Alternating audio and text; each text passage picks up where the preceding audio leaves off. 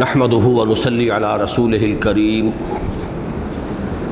اما بعد فاعوذ بالله من الشيطان الرجيم بسم الله الرحمن الرحيم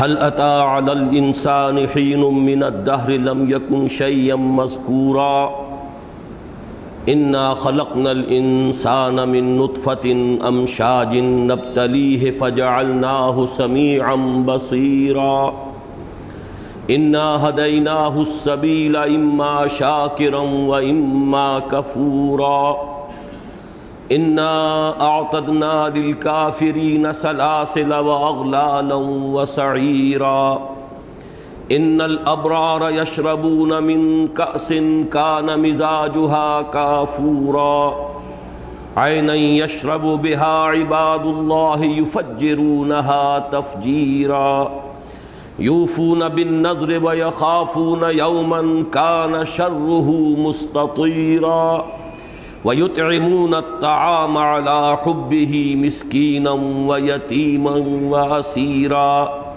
إنما نطعمكم لوجه الله لا نريد منكم جزاء ولا شكورا إنا نخاف من ربنا يوما عبوسا قمطريرا فوقاهم الله شر ذلك اليوم ولقاهم نضرة وسرورا وجزاهم بما صبروا جنة وحريرا متكئين فيها على الأرائك لا يرون فيها شمسا ولا زمهريرا ودانية عليهم ظلالها وذللت قطوفها تذليلا ويطاف عليهم بآنية من فضة وأكواب كانت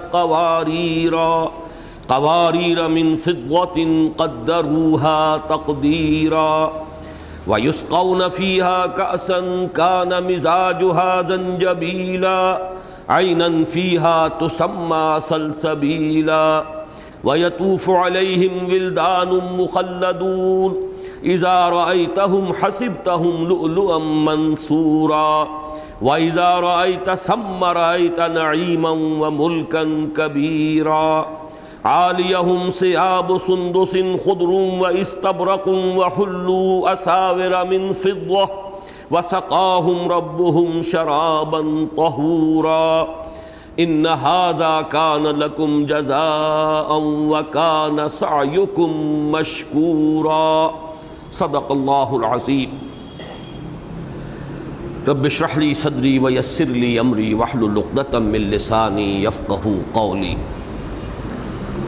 اللهم ربنا ألهمنا رشدنا وأعصمنا من شرور أنفسنا اللهم أرنا الحق حقا وارزقنا اتباعه وأرنا الباطل باطلا وارزقنا اجتنابه آمین یا رب العالمین۔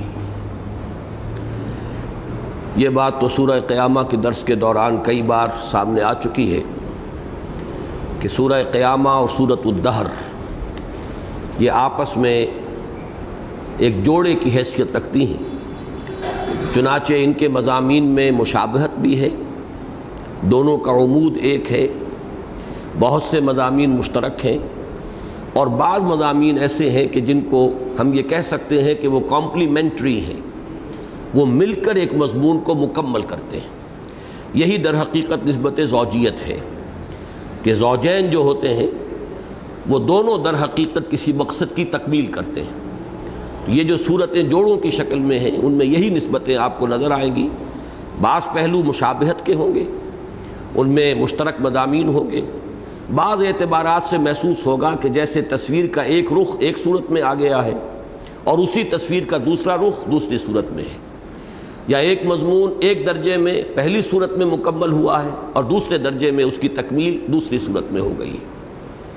چنانچہ یہ تو آپ کو معلوم ہے کہ سورہ قیامہ کا تو عمود ہے بعث بعد الموت کا اثبات، اور اس پر جو بھی شکوک وارد کیے جاتے تھے ان کا انکار اور ان کے خلاف انسان کے مشاہدے سے بھی استدلال اور ایک اذعانی انداز میں خطابی انداز میں ان کا رد، یہی عمود ہے سورہ دہر کا بھی۔ البتہ جیسے جیسے ہم آگے چلیں گے تو میں جو مشابہتیں ہیں یا جس اعتبار سے ریسیپروکل نسبت ہے یا کمپلیمنٹری جو نسبت ہے اس کو میں بیان کروں گا۔ یہ بات بھی میں عرض کر چکا ہوں کہ قرآن مجید کی صورتوں کے بعض جوڑوں میں ایک اضافی شے یہ نظر آتی ہے کہ جوڑے کے پہلے فرد کے مضامین کا جو اختتام ہوتا ہے جس آیت پر، تقریباً اسی مضمون کے ساتھ اگلی صورت جو ہے وہ شروع ہو جاتی ہے، گویا کہ وہ دونوں جیسے ریل کے دو ڈبے آپس میں جوڑ دیے جاتے ہیں، اس طرح آپس میں انٹرلاکڈ ہو جاتے ہیں۔ جیسے سورہ بنی اسرائیل ختم ہوئی تو آخری آیت ہے وَقُلِ الْحَمْدُ لِلَّهِ الَّذِي لَمْ يَتَّخِذْ وَلَدًا اِلَىٰ آخر الآیہ، کہو کہ کل شکر، کل حمد، کل ثنا اللہ کے لیے ہے۔ اور سورہ کہف شروع ہوئی تو اسی حکم پر گویا کہ تعمیل ہو رہا ہے، اس کی ہو رہی ہے امتثال امر، الحمد للہ الذی انزل علی عبدہ الکتاب ولم یجعل لہ عوجا۔ بالکل وہی نسبت ہے سورہ قیامہ میں اور سورہ دہر میں۔ سورہ قیامہ کے آخر میں آپ کو یاد ہے کہ اشارہ کیا گیا تھا انسان کا جو ارتقاء ہوتا ہے جنین کی حیثیت سے، کہ اس کا آغاز ہوا ایک بوند سے، گندے پانی کی بوند جس کا ذکر بھی کرنا انسان پسند نہیں کرتا، وہاں سے اللہ نے انسان کی تخلیق کی ہے، اسی سے زوجین بنا دیے ہیں، اسی کے اندر اعلیٰ ترین صلاحیتیں ودیت کر دی ہیں۔ تو یہ اس کی خلاقی کا ایک ثبوت ہے، اس کی قدرت کا، اور یہ وہ ہے کہ جس کا کوئی شخص انکار نہیں کر سکتا۔ یہ عام انسانی مشاہدات کی بات ہے۔ باقی یہ کہ اس سے پہلے تخلیق کے جو مراحل ہیں، اس پوری کائنات کی تخلیق، پھر یہ کہ عناصر کہ جو اس کے بعد ان میں جو حیات کا ظہور ہوا، زندگی کا آغاز ہوا، پھر زندگی نے کون کون سے ارتقائی مراحل طے کیے، یہ چیزیں تو وہ ہیں کہ جو عام انسان کے مشاہدے میں پہلے نہیں تھیں، آج بھی ہمارے مشاہدے میں نہیں ہے۔ اس کے بارے میں ہمارا علم کچھ آگے بڑھ گیا ہے اور کچھ نہ کچھ اپنے مشاہدات سے نتیجے اخذ کر کے سائنس کی معلومات کے ذریعے سے ہم نے نظریات جو ہیں وہ بنا لیے ہیں، لیکن یہ کہ یہ مشاہدہ جو ہے یہ تو ہمیشہ سے انسان کا مشاہدہ ہے کہ یہ تخلیق جو ہوتی ہے اس کا آغاز وہی ایک نطفہ ہے، اس نطفے ہی سے یہ سب کچھ جو ہے تخلیق پا رہا ہے۔ تو اس سے اندازہ کرو اللہ تعالیٰ کی خلاقی کا۔ الیس ذالک بقادر علی ان یحیی الموتى، کیا وہ ہستی اس پر قادر نہ ہوگی کہ وہ مردہ کو زندہ کر سکے؟ اب اسی مضمون سے یہ سورہ مبارکہ شروع ہو رہی ہے۔ هل اتى على الانسان حين من الدهر لم يكن شيئا مذكورا، کیا آیا انسان پر زمانے میں کوئی وقت کہ نہیں تھا وہ کوئی شے قابل ذکر۔ اس آیہ مبارکہ میں ایک تو یہ کہ لفظ حل جو ہے، کلمہ حل، یہ استفہام کے لیے ہوتا ہے۔ اس کو عام طور پر مفسرین نے یوں اس کی وضاحت کی ہے کہ یہاں یہ استفہام کے لیے نہیں ہے بلکہ حل کا مفہوم قد ہے۔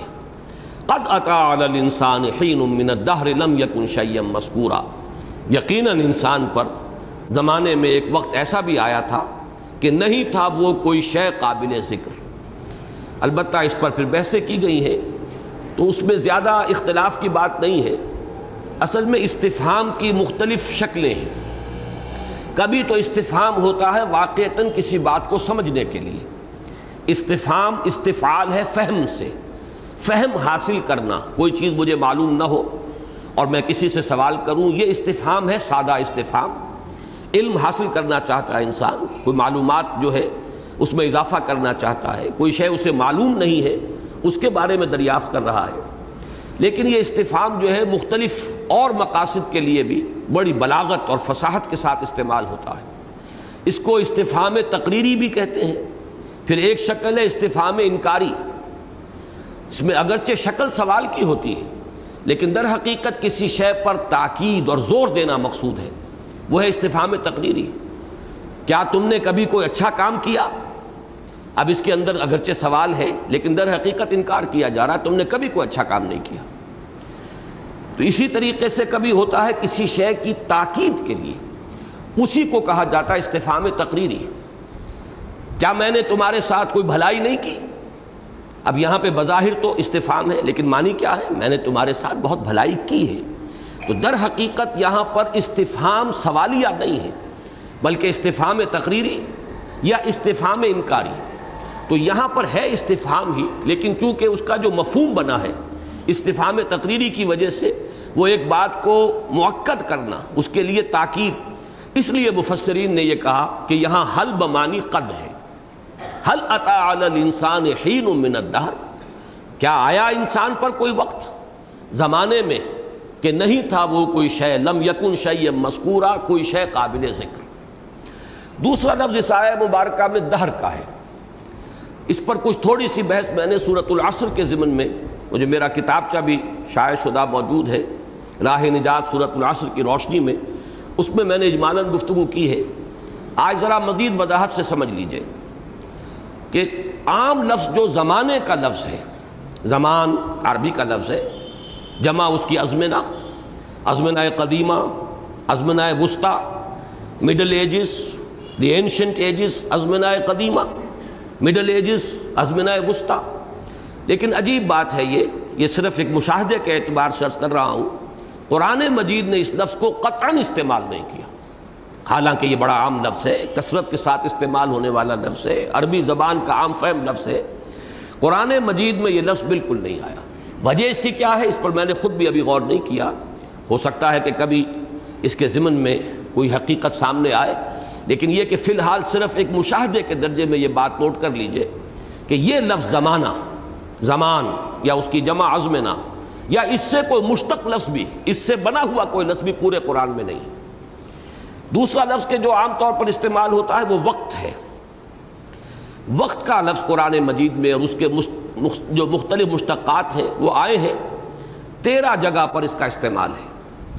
لیکن یہ جو دو لفظ ہیں دہر اور عصر، عصر کے لفظ کے بھی 5 مشتقات استعمال ہوئے ہیں قرآن مجید میں، لیکن عصر بمعنی زمانہ صرف ایک ہی مرتبہ آیا ہے سورۃ العصر میں، والعصر ان الانسان لفی خسر۔ دہر کا لفظ قرآن مجید میں 2 جگہ آیا ہے، ایک سورہ جاثیہ میں وَقَالُوا مَا هِيَ إِلَّا حَيَاتُنَا الدُّنْيَا نَمُوتُ وَنَحْيَا وَمَا يُهْلِكُنَا إِلَّا الدَّهْرُ، اور دوسرا یہ هَلْ أَتَىٰ عَلَى الْإِنسَانِ حِينٌ مِّنَ الدَّهْرِ لَمْ يَكُنْ شَيْئًا مَّذْكُورًا۔ تو یہ جو 2 الفاظ ہیں ان کا اگر تقابل کیا جائے تو بہت اہم حقیقت سامنے آتی ہے، اور جدید فلسفے کے حوالے سے بھی بہت بنیادی بات ہے کہ فلسفے میں جب زمانے پر بحث ہوتی ہے، حقیقت زمان، زمان و مکان کی حقیقت، یہ فلسفے کے بڑے مشکل موضوعات میں سے ہے۔ زمان اور مکان کو آج کا جو تصور ہے، جب سے یہ نظریہ اضافت جو ہے اس کا یوں سمجھیے کہ زمانہ شروع ہوا ہے، دور شروع ہوا ہے، تو اب یہ سمجھا جا رہا ہے کہ زمان بھی در حقیقت مکان ہی کی ایک 4th ڈائمنشن ہے۔ جیسے سپیس کا ہمارا تصور ہے، یہ کمرہ ہے، ہال ہے، لمبائی ہے، چوڑائی ہے، اونچائی ہے، یا اگر کہیں یہ گڑھا ہو تو اس کی گہرائی ہو جائے گی، بہرحال 3 ڈائمنشنز، طول، عرض اور اس کے بعد اونچائی یا گہرائی۔ لیکن یہ کہ زمانہ جو ہے، time, it's the 4th dimension of space, یہ اگرچہ ناقابل تصور ہے، ہم اس کا تصور نہیں کر سکتے، لیکن یہ کہ نظریہ اضافت نے انسان کو وہاں تک پہنچایا ہے۔ اور ایک تصور جو ہے فلسفے میں وہ یہ ہے کہ ایک زمان ہے زمان مطلق، ایبسولوٹ ٹائم یا پیور ڈیوریشن، اس میں کہیں گزرنے کا تصور نہیں ہے، اس میں حال، ماضی، مستقبل کی تقسیم نہیں ہے، اس میں مرور نہیں ہے، گزرنا۔ اور ایک ہے زمانہ کہ جس میں مرور ہے، یہ زمانہ، یہ وقت کہ جو گزر رہا ہے۔ قرآن مجید میں یہ جو 2 لفظ آئے ہیں، ان میں سورۃ العصر میں لفظ استعمال ہوا عصر، اور اس کا مفہوم ہے تیزی سے گزرنے والا زمانہ، اس لیے کہ اس سے جو لفظ اور مشتق ہوتے ہیں ان کے اندر تیزی سے گزرنے کا مفہوم موجود ہے۔ اعصار کہتے ہیں بہت تیز چلنے والی آندھی، بڑا طوفان، جھکڑ، وہ اعصار ہے۔ اسی طریقے سے وقت عصر وہ ہے دن کا، جبکہ اب دن تیزی سے ختم ہو رہا ہے، سورج گویا کہ اب ڈھل رہا ہے، غروب ہوا چاہتا ہے، اور اس وقت ایک تیزی آ جاتی تھی۔ آج کل تو آپ کو معلوم ہے رات بہت دیر میں ہوتی ہے، لیکن جبکہ ابھی یہ بجلی وغیرہ کا ابھی ایجاد نہیں ہوئی تھی، اس وقت یہ ہے کہ جیسے ہی اندھیرا چھا جاتا تھا اور چھانے کے قریب ہوتا تھا وقت غروب، تو پھر تیزی ہوتی تھی کہ ہر شخص کی کوشش ہوتی تھی کہ جلد از جلد اپنی منزل پر پہنچے، جلدی سے اپنے کام سے فراغت کرے، دکاندار بھی اپنی دکان کو جو ہے وہ بڑھائے اور اپنے گھر پہنچے۔ تو یہ جو ہے لفظ عصر کے اندر تیزی اور اس کے اندر ایک ہلچل، گزرنے کا ایک کیفیت، تو عصر ہے زمان مسلسل، وہ زمانہ کہ جس میں گزرنے کی کیفیت پائی جاتی ہے، جبکہ دہر جو ہے، دہر میں زمانے کی وسعت، زمانے کا پھیلاؤ، بلکہ واقعہ یہ ہے کہ لفظ دہر میں ابھی جو میں نے اشارہ کیا تھا کہ ٹائم اینڈ سپیس کمپلیکس، یہ جو ایک وحدت بن جاتی ہے، آرگینک ہول، دہر کے لفظ پر جب ہم غور کرتے ہیں تو معلوم ہوتا ہے کہ بالکل یہ جدید تصور جو ہے ٹائم اینڈ سپیس کمپلیکس کا، یہ اس لفظ دہر کے اندر مضمر ہے۔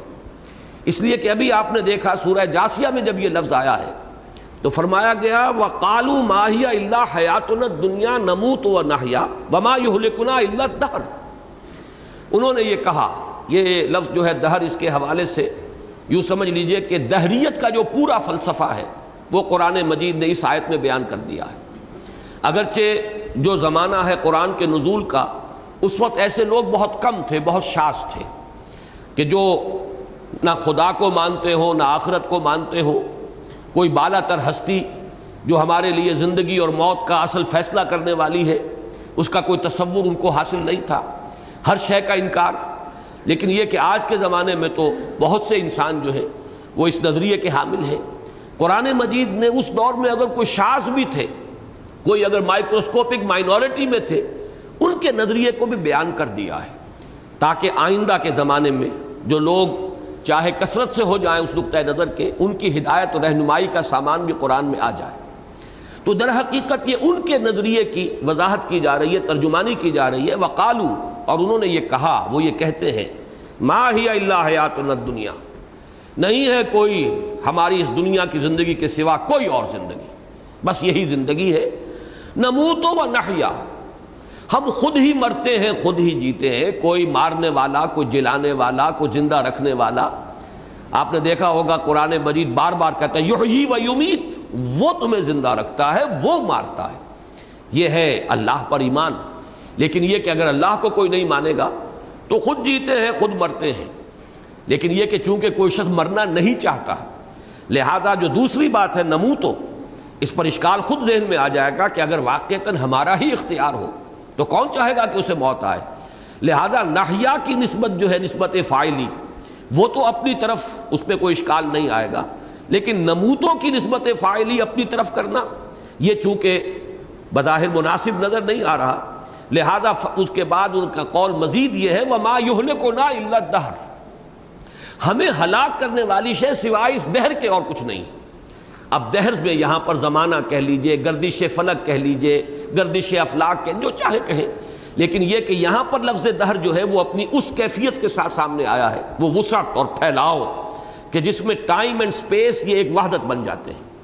البتہ یہ کہ جب یہاں لفظ آیا ہے، یہاں چونکہ خالص اس کے زمانے کی طرف اشارہ ہے، اس کا جو ٹائم ایلیمنٹ ہے اس کی طرف اشارہ ہے، هل اتى على الانسان حین من الدہر، تو یہاں لفظ حین کا اضافہ کیا گیا۔ اس دہر میں اس لامتناہی یہ سلسلہ جو ہے کون و مکان کا، اس میں کیا انسان پر کوئی ایسا وقت بھی آیا تھا کہ نہیں تھا وہ کوئی شے قابل ذکر؟ تو یہاں دہر میں حین کا اضافہ کر کے وہ مفہوم پیدا کیا گیا، جبکہ سورۃ العصر میں لفظ عصر، چونکہ وہاں پہ تو در حقیقت زمانے کی تیز روی ہی کی طرف اشارہ مقصود ہے، لہذا کسی اضافی لفظ کی ضرورت نہیں۔ یہ زمانہ تیزی سے گزر رہا ہے، تمہاری مہلت عمر جو ہے وہ تیزی سے ختم ہو رہی ہے، تمہاری عمر جو ہے برف کے مانند پگھلی جا رہی ہے۔ غافل تجھے گھڑیال یہ دیتا ہے منادی، گردوں نے گھڑی عمر کی ایک اور گھٹا دی۔ تو چونکہ وہاں یہ تصور تھا لہذا لفظ عصر آیا۔ یہاں وہ زمانے کا پھیلاؤ اور ایک لامتناہی سلسلہ، اس میں انسان کے حقیر ہونے کو در حقیقت ایک تو اس پہلو سے جو واضح کیا گیا الم یک نطفۃ من منی یمنی، اس کا آغاز کتنا حقیر ہے، لیکن اسی حقارت اور اس کے چھوٹے ہونے کا تصور ایک اور اعتبار سے آیا ہے۔ اس زمانے اور ٹائم اینڈ سپیس کی وسعت کا اندازہ کرو اور پھر سوچو کہ وہ نطفہ جو ہے وہ تو بالکل معدوم کے درجے کی شے ہے کہ اس کی کوئی حقیقت ہی نہیں، کوئی حیثیت ہی نہیں۔ ہمارے اپنے جو پیمانے ہیں اس وقت عرض اور طول کے، اس میں تو پھر بھی شاید نطفہ جو ہے وہ کوئی ریشو پروپورشن کو اس کی قائم ہو جائے، لیکن اس دہر کی وسعت، لامتناہی وقت اور لامتناہی یہ جو کاسموس ہے، یہ جو کائنات ہے، اس میں انسان کا جو نقطۂ آغاز ہے وہ کس قدر حقیر ہے، کتنا چھوٹا ہے، کتنا ناقابل ذکر ہے۔ یہ ہے در حقیقت کہ جس میں اس لفظ دہر میں اشارہ کیا گیا. هل اتى على الانسان حين من الدهر، کیا آیا تھا انسان پر اس زمانے کی وسعت میں ایک ایسا وقت بھی، لم یکن شیئا مذکورا، جبکہ نہیں تھا وہ کوئی شے قابل ذکر. یہاں شیئا مذکورا کے مفہوم میں مختلف مفسرین نے اپنے اپنے ذوق کے مطابق مختلف باتیں کہی. بعض حضرات نے اس سے مراد لیا ہے کہ یہ اس وقت کا ذکر ہے جبکہ انسان عدم محض میں تھا، اس کا کوئی وجود تھا ہی نہیں، یعنی اگر کوئی وجود ہو تو اس کا ذکر کیا جائے، چونکہ اس کا ذکر ہو ہی نہیں سکتا تھا اس لیے کہ وہ موجود ہی نہیں تھا. بعض نے پھر اس کا ذکر کیا ہے کہ جیسے عناصر ہے، کائنات کی تخلیق ہے، پھر اس کے بعد حیات کا ارتقاء ہوا ہے. وہ کیڑا، بہت چھوٹا سا کیڑا جو کہیں کیچڑ کے اندر چل رہا تھا، حیات کا مبدا تو وہ ہے، وہاں سے حیات کا آغاز ہوا ہے. تو بعض حضرات نے اس کی طرف اشارہ کیا ہے. لیکن میں یہ سمجھتا ہوں کہ نظم کلام کو بھی دیکھیے، اور ایک دوسری بڑی اہم بات ہے کہ یہ جوڑے ہونے کی نسبت کے اعتبار سے ہمیں بڑی رہنمائی ملتی ہے کہ سورہ قیامہ میں جو فرمایا گیا الم یکن نطفۃ من منی یمنی، اس سے پہلے کے کسی دور کا اور اس سے پہلے کے کسی مرحلہ تخلیق کا کوئی ذکر نہیں ہے. ایحسب الانسان ان یترک سدی الم یکن نطفۃ من منی یمنی، تو اسی کے ساتھ مناسبت رکھتے ہوئے یہاں محسوس ہوتا ہے کہ در حقیقت اس سے مراد وہی نطفہ ہے. اس کا مذکور نہ ہونا اس اعتبار سے کہ بڑی حقیر شے، جیسا کہ میں نے ابتدا میں عرض کیا، انسان اس کا مہذب انسان، شائستہ انسان اس کا ذکر کرنا بھی پسند نہیں کرتا. لم یکن شیئا مذکورا، نہیں تھا وہ کوئی قابل ذکر شے. در حقیقت اسی کی شرح آ رہی ہے اگلی آیت میں، انا خلقنا الانسان من نطفۃ امشاج. اب یہاں آپ دیکھیں گے کہ سورہ قیامہ سے ایک قدم آگے بڑھ گیا اس مضمون میں. وہاں صرف نطفے کا ذکر تھا، الم یکن نطفۃ من منی یمنی. منی کے لفظ کا اطلاق ظاہر بات ہے کہ ماء الرجل پر ہوتا ہے، مرد کا جو پانی ہے اس پر اس کا اطلاق ہوتا ہے. اور وہاں لفظ آیا تھا نطفہ، ایک بوند. اور جیسا کہ آپ کو معلوم ہے کہ یہ بات تو انسان کو بہت قدیم زمانے سے معلوم ہے کہ جو بھی ریپروڈکشن ہے اور جو اولاد ہوتی ہے اس میں سب سے اہم جو ہے فیکٹر اور عامل وہ یہی ہے، لہذا وہاں سے بات شروع کی گئی. لیکن اس سے آگے صورت کے اندر نطفۃ امشاج، مخلوط نطفہ، ملا جلا نطفہ. یہ مشیج کہتے ہیں ملی جلی شے کو، مشاجہ یمشجو کسی شے میں کسی چیز کو ملا دینا. اور ابشاج اگرچہ یہ اس کی جمع ہے مشیج کی، لیکن یہ ان الفاظ میں سے ہے جو جمع ہونے کے باوجود واحد کی صفت کے طور پر استعمال ہو جاتا ہے. عام قاعدہ تو یہ ہے کہ موصوف اگر واحد ہے صفت بھی واحد آنی چاہیے. موصوف جمع ہے صفت بھی جمع ہوگی. موصوف اگر مذکر ہے صفت بھی مذکر صورت میں آئے گی. موصوف اگر مؤنث ہے صفت بھی مؤنث آئے گی. لیکن بعض الفاظ ایسے ہیں کہ جو اگرچہ جمع ہے لیکن واحد کی صفت کے طور پر آ جاتے ہیں، انہی میں سے امشاج بھی ہے. تو انا خلقنا الانسان من نطفۃ امشاج، یہ جیسا کہ میں نے عرض کیا اب اس علم جنین میں ایک قدم آگے بڑھا ہے. 18ویں صدی سے پہلے انسان کو معلوم نہیں تھا. وہ نطفے کو جانتا تھا، منی کو جانتا تھا، ماء الرجل اس سے واقف تھا کہ یہیں سے کوئی آغاز ہوتا ہے، جو بھی رحم مادر کے اندر بچے کی تخلیق اور استقرار حمل ہوتا ہے یہیں سے ہوتا ہے، یہ تو معلوم تھا. 18ویں صدی تک یہ معلوم نہیں تھا انسان کو کہ یہ نطفہ مل جل کر بنتا ہے. کوئی نطفۃ الانثیٰ بھی ہے، بیضۃ الانثیٰ، اور نطفۃ الرجل بھی ہے. باپ کا بھی ایک حصہ ہے اور ماں کا بھی ایک حصہ ہے، چاہے وہ ایک ہی سیل ہے ماں کی طرف سے بھی اور ایک ہی سیل ہے، ایک ہی خلیہ ہے والد کی طرف سے بھی. لیکن یہ کہ بہرحال ان دونوں کے امتزاج سے، ان کے ملنے سے، اور ان کے کروموزومز جو ہیں آپس میں فیوز ہو جاتے ہیں، مل کر ایک وحدت کی شکل اختیار کرتے ہیں، تب در حقیقت وہ تخلیق کا عمل جو ہے رحم مادر میں جنین کی تخلیق اس کا آغاز ہوتا ہے. تو یہاں پر گویا کہ قرآن مجید نے 7ویں صدی ہے یہ عیسوی، جس میں کہ نطفۃ امشاج، اس میں تفصیل سے پچھلی مرتبہ میں گفتگو کر چکا ہوں کہ واقعتاً یہ تو چیزیں وہ ہیں کہ جن سے سائنسدانوں کی آنکھیں کھل گئیں. میں پچھلی مرتبہ ذکر کرنا بھول گیا مورس بوکائی کا، جو فرینچ سرجن تھے. وہ چونکہ سرجن ہیں لہذا انہوں نے تو اور بہت سی چیزوں پر بھی توجہ کی ہے، اس میں یقیناً ان چیزوں کا بھی ذکر انہوں نے کیا ہے. اور انہوں نے اللہ نے توفیق بھی دی انہیں کہ وہ ایمان لے آئے، وہ مسلمان ہیں. انہوں نے وہ کتاب لکھی اور تقابلی مطالعہ کیا بائبل، تورات اور قرآن کا، اور سائنس کے حوالوں کو جب دیکھا تو وہ اس نتیجے پر پہنچے کہ قرآن مجید کا کوئی حوالہ آج تک غلط ثابت نہیں ہوا. لیکن یہ کہ تورات اور انجیل کے بہت سے حوالے جو ہے وہ غلط ثابت ہو چکے ہیں، اور اس میں بھی جیسا کہ میں نے عرض کیا، اس سے کوئی سوء ظن تورات اور انجیل سے آپ کے ذہن میں پیدا نہیں ہونا چاہیے۔ اصل تورات، اصل انجیل وہ تو اللہ ہی کا کلام تھے، ان میں کسی غلطی کا امکان نہیں، لیکن چونکہ وہ محفوظ نہیں رہی، تورات گم ہو گئی تھی نبوکدنضر کے حملے کے بعد، اصل تورات گم ہو گئی، وہ الواح اب کہیں نہیں ہے جن پر تورات اصلی لکھی ہوئی تھی۔ اس کے بعد کہیں 150 برس کے بعد یادداشت سے مرتب کی گئی ہے، اس میں انسانی ذہن اس میں داخل ہو گیا، وہ جو بھی انسان کے تصورات اس وقت تھے وہ غیر شعوری طور پر، غیر ارادی طور پر اس میں داخل ہو گئے۔ ظاہر بات ہے کہ وہ تو سائنس کے ارتقاء کے نتیجے میں ثابت ہو ہی جانا تھا کہ وہ چیزیں غلط ہیں۔ قرآن مجید کی یہ محفوظیت ہے اصل میں، جس کا کہ ذمہ اللہ تعالیٰ نے خود لیا، انا نحن نزلنا الذکر وانا لہ لحافظون، اور جیسا کہ ہم پڑھ چکے سورہ قیامہ میں، ان علینا جمعہ وقرآنہ، ہمارے ذمہ ہے۔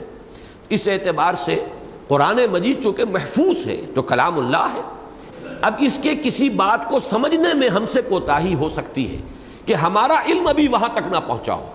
جیسے جیسے علم اور آگے بڑھے گا وہ باتیں اور جو ہے مزید واضح ہو جائیں گی، جو آیات میں نے پچھلی مرتبہ آپ کو بتائیں، سنوریہم آیاتنا فی الآفاق وفی انفسہم حتی یتبین لہم انہ الحق، ان قریب ہم انہیں اور اپنی نشانیاں دکھائیں گے، آفاق میں بھی انفس میں بھی، یہاں تک کہ یہ شے ان پر بالکل مبرہن ہو جائے گی، واضح ہو جائے گی، ثابت ہو جائے گی کہ قرآن حق ہے، سراسر حق ہے۔ اس اعتبار سے مورس بکائی کی وہ کتاب جو ہے دی قرآن دی بائبل اینڈ سائنس، میں سمجھتا ہوں کہ وہ بہت اہم لینڈ مارک ہے اس آیہ مبارکہ کے حوالے سے۔ لیکن یہ کہ یہ جو میں نے پچھلی مرتبہ تفصیل سے عرض کیا تھا، کیتھ ایل مور جو ٹورنٹو کی یونیورسٹی میں اناٹمی کے پروفیسر ہیں، ہیڈ آف دی ڈپارٹمنٹ ہیں، ان کا چونکہ خاص مضمون ایمبریولوجی ہے، علم الجنین ہی کے وہ اصل میں سب سے بڑے ماہر ہیں، اسی پر ان کی ٹیکسٹ بکس ہیں کہ جو پوری دنیا میں بڑی سٹینڈرڈ ٹیکسٹ بکس مانی جاتی ہیں۔ اس اعتبار سے انہوں نے زیادہ توجہ کی ہے، اور یہ علم جنین کے حوالوں سے جو باتیں سامنے آئی ہیں اس میں اس نے اعتراف کیا ہے کہ واقعہ یہ ہے، وہی بات جو مورس بکائی نے کہی ہے کہ تورات اور انجیل کے مقابلے میں قرآن مجید بہت صحیح ہے، اور سائنس کے جتنے بھی اکتشافات ہوئے ہیں وہ مطابق ثابت ہو رہے ہیں قرآن کے۔ البتہ یہ اللہ کی طرف سے ہوتا ہے، اللہ کی دین ہے، یہ توفیق اللہ کی طرف سے نہ ہو، اللہ اگر توفیق نہ دے انسان کے بس کی بات نہیں۔ کیتھ ایل مور سے جب کہا گیا کہ کیا آپ مسلمان ہو جائیں گے تو اس نے کہا نہیں، میں عیسائی رہنے میں خوش ہوں، مطمئن ہوں۔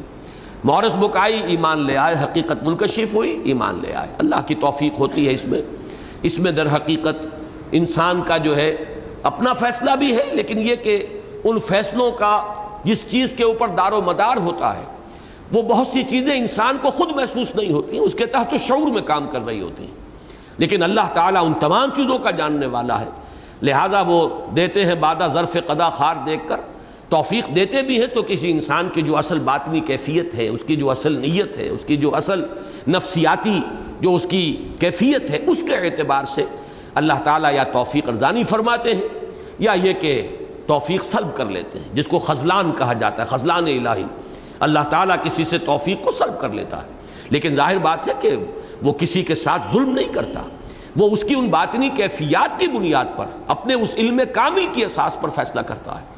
بہرحال وہ کیتھ ایل مور اتنی زیادہ حقائق کے اعتراف کے باوجود ایمان سے تاحال محروم ہے، دعا کیجئے کہ اللہ تعالیٰ انہیں اس کی توفیق دے۔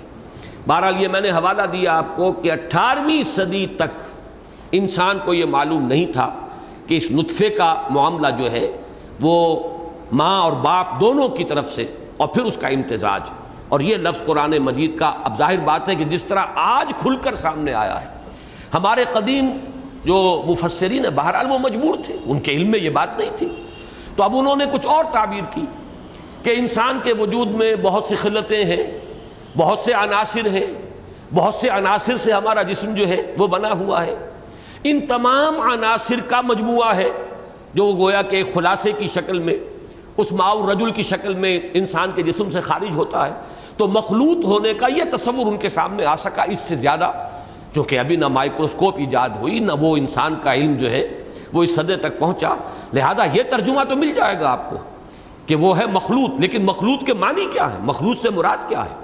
اب جو حقیقت واضح ہوئی ہے جبکہ علم جنین اور مائکروسکوپ کی ایجاد کا دور آج آ گیا اور علم جنین جو ہے اس کی روشنی میں ترقی کر رہا ہے تو اب یہ حقیقت کھلی کہ انا خلقنا الانسان من نطفۃ امشاج سے مراد ماں اور باپ دونوں کی طرف سے ایک ایک خلیہ ہے کہ جو مل کر پھر اس ایک خلیے کی شکل اختیار کرتے ہیں کہ جس سے انسان کی پھر تخلیق شروع ہوتی ہے۔ انا خلقنا الانسان من نطفۃ امشاج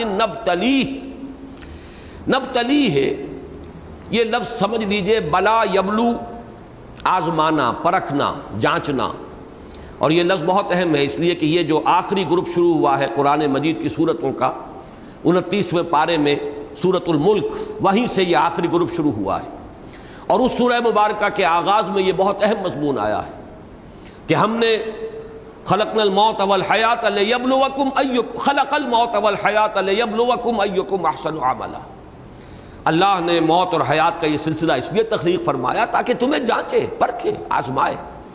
ویسے یہ لفظ بہت مرتبہ قرآن میں آیا ہے، چنانچہ انسان کو مختلف جو مراحل پر امتحانات درپیش ہوتے ہیں وہ آپ کو معلوم ہے کہ بار بار قرآن مجید میں ذکر ہے، خاص طور پہ سورہ آل عمران میں ہم نے تمہیں جانچا ہے، پرکھا ہے، آزمایا ہے۔ یہ آزمائشیں آتی ہیں، ان کی اپنی حکمت ہے۔ آزمائش نہ ہو تو کیسے معلوم ہو کھوٹے اور کھرے کی تمیز کیسے ہوگی؟ کیسے معلوم ہوگا کون سچا مومن ہے اور کون جھوٹا ہے اور منافق ہے؟ دعوی ایمان میں در حقیقت وہ صادق نہیں۔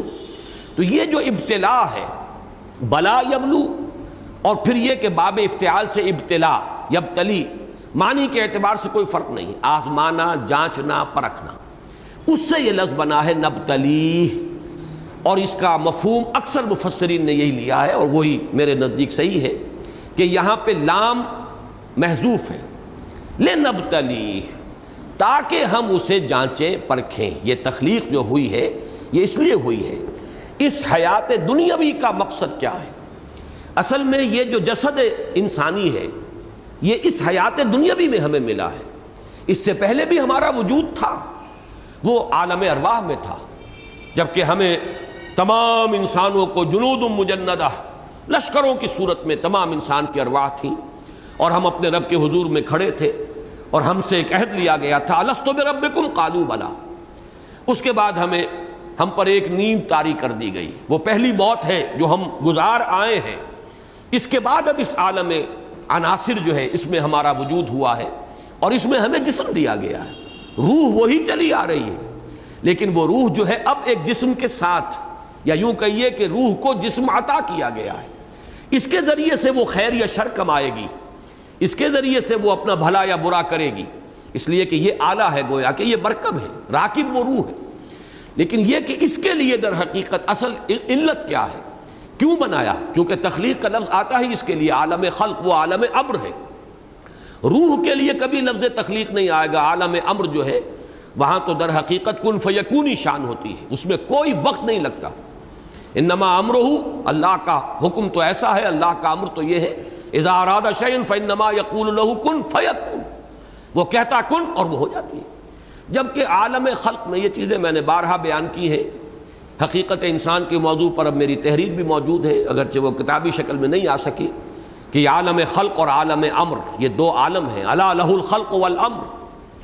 عالم امر میں وقت ہے ہی نہیں، وہ وقت جو ہے یوں سمجھیے کہ ابھی ٹائم اینڈ سپیس کا جو کمپلیکس ہے وہ ابھی اس بند کلی کے مانند تھا کہ جس میں یہ چیزیں جدا نہیں ہوئی تھیں، وہ عالم امر ہے۔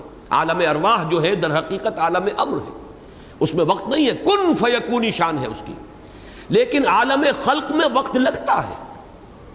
اس پوری کائنات کے لیے جب لفظ تخلیق آیا ہے فی ستۃ ایام، خلقنا السماوات والارض فی ستۃ ایام، ہم نے پیدا کیا آسمانوں کو اور زمین کو اور جو کچھ اس کے مابین ہے، بعض جگہ پر اس کا بھی تذکرہ ہے، بعض جگہ نہیں ہے، 6 دنوں میں بار بار آیا ہے۔ اور 6 دن ظاہر بات ہے کہ یہ ہمارے دن نہیں ہے، یہ تو 6 ملینمز ہو سکتے ہیں، بڑے طویل وقت ہو سکتا ہے، اس لیے کہ اللہ کا دن قرآن مجید میں 10,000 سال کا بھی آیا ہے، 50,000 سال کا بھی آیا ہے، اور یہ بھی ظاہر بات ہے کثرت کے لیے صرف استعارہ ہے، ورنہ اللہ کا دن اس پوری کائنات کے دن کا ہم تصور نہیں کر سکتے۔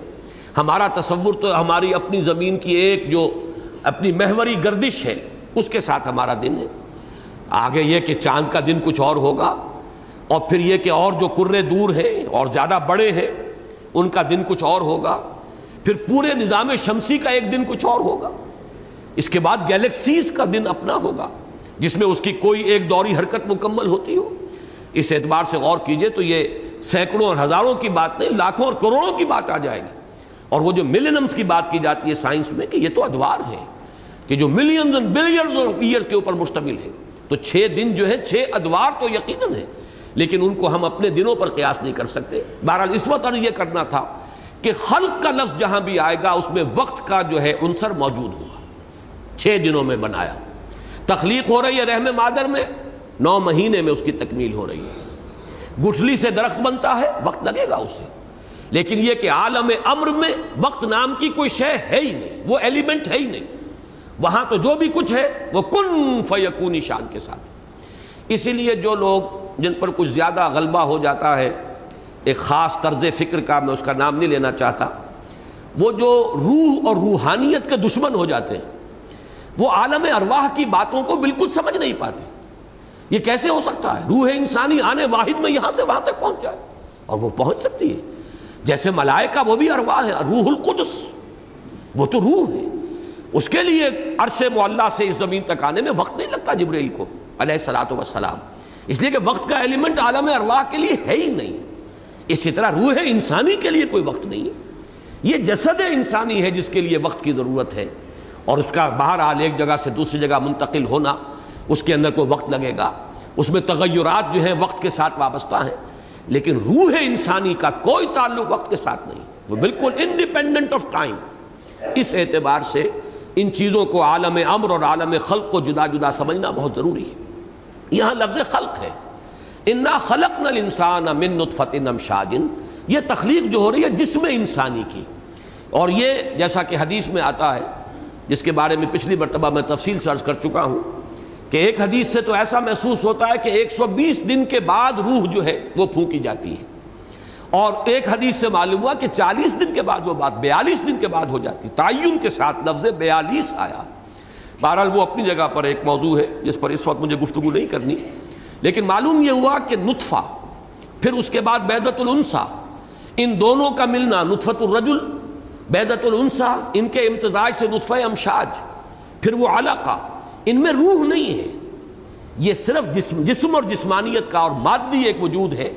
وہ روح تو پھر جب اللہ کی طرف سے فرشتہ آئے گا، پھر اس کی جو روح ہے وہ کولڈ سٹوریج جو ہے جس میں وہ ازل سے محفوظ رکھی گئی ہے، وہ روح پھر لا کر اس کے ساتھ شامل کی جاتی ہے.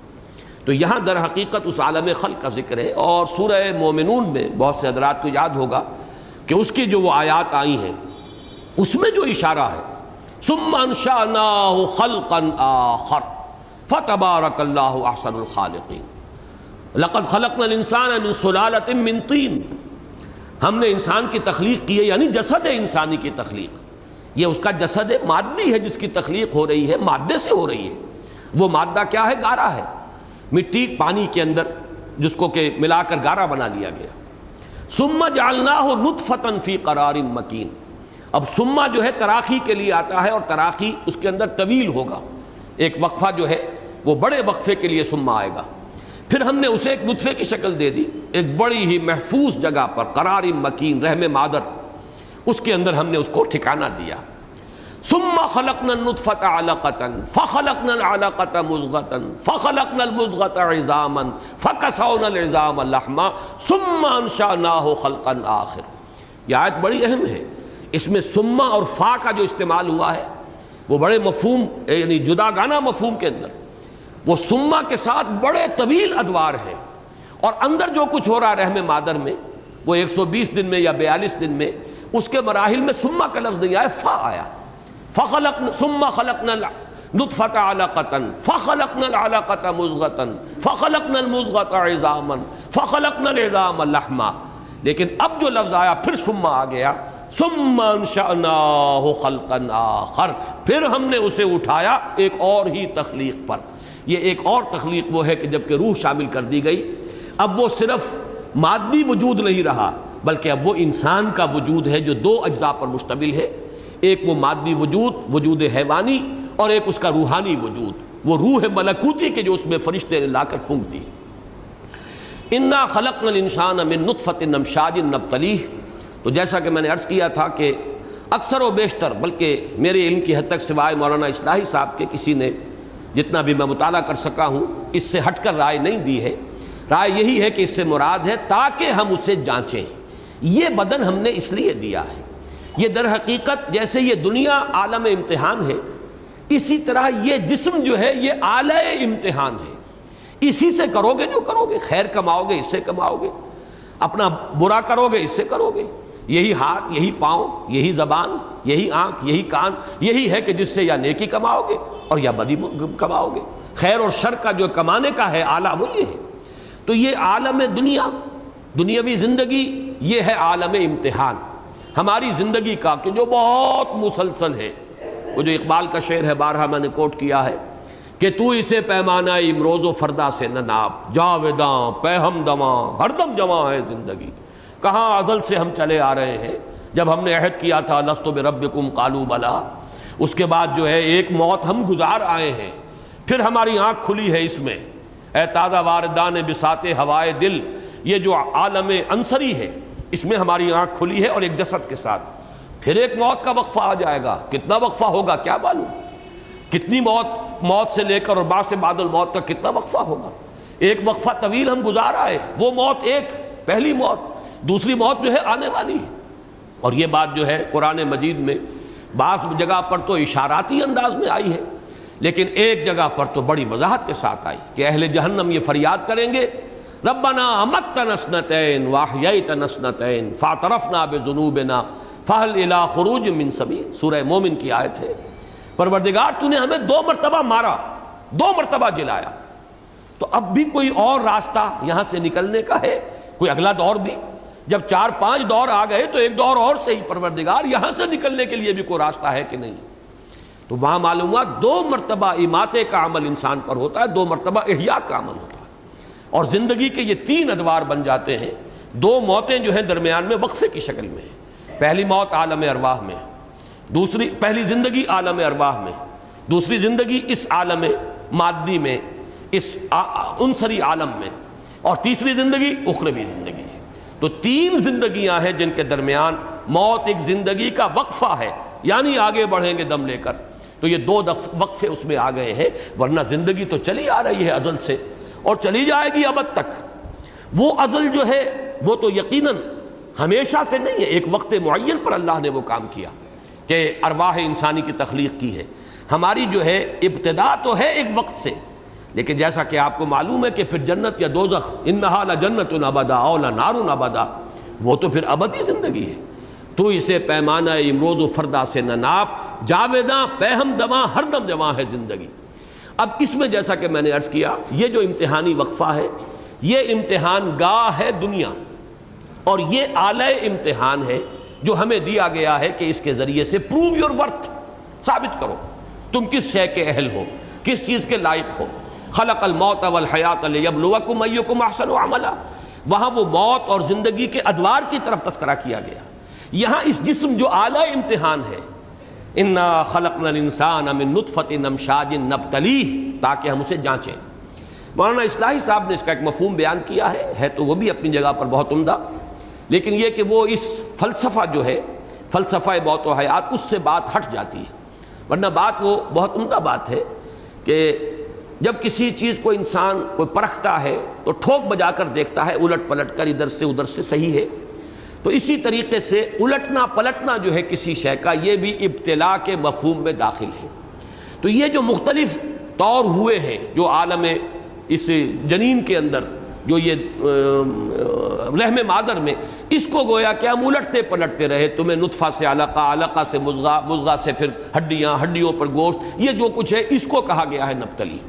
لیکن واقعہ یہ ہے کہ یہ بات چاہے اپنی جگہ پر ایک لطیف حقیقت کی حیثیت تو رکھتی ہے، لیکن یہ کہ جو مراد ہے یہاں پر اور قرآن مجید کے جو نظائر ہیں ان کے حوالے سے یہی ثابت ہوتا ہے کہ وہ ابتلاء جانچنے اور پرکھنے کے لیے، کہ یہ اصل میں ہماری زندگی کا مقصود، اس حیات دنیاوی کا جو مصرف ہے، جو مقصود ہے، وہ یہ جانچنا پرکھنا یہ ہے، جس کو اقبال نے کہا ہے اسی نظم کے آخر میں کہ قلزم ہستی سے تو ابرا ہے مانند حباب، اس زیاں خانے میں تیرا امتحان ہے زندگی۔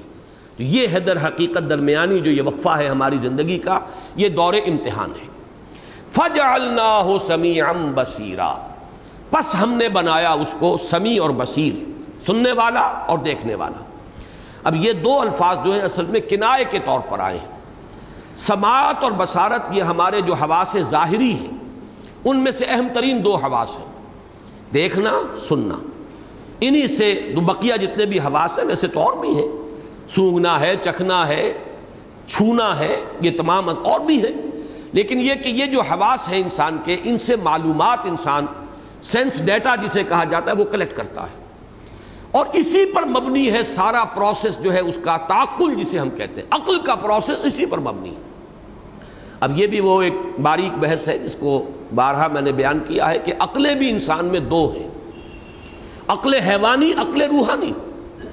عقل روحانی کا تعلق قلب سے ہے، قلوب یعقلون بہا، عقل سے بھی، عقل کا تعقل کا پروسیس قلب سے بھی متعلق ہے، لیکن قلب در حقیقت مسکن ہے روح کا۔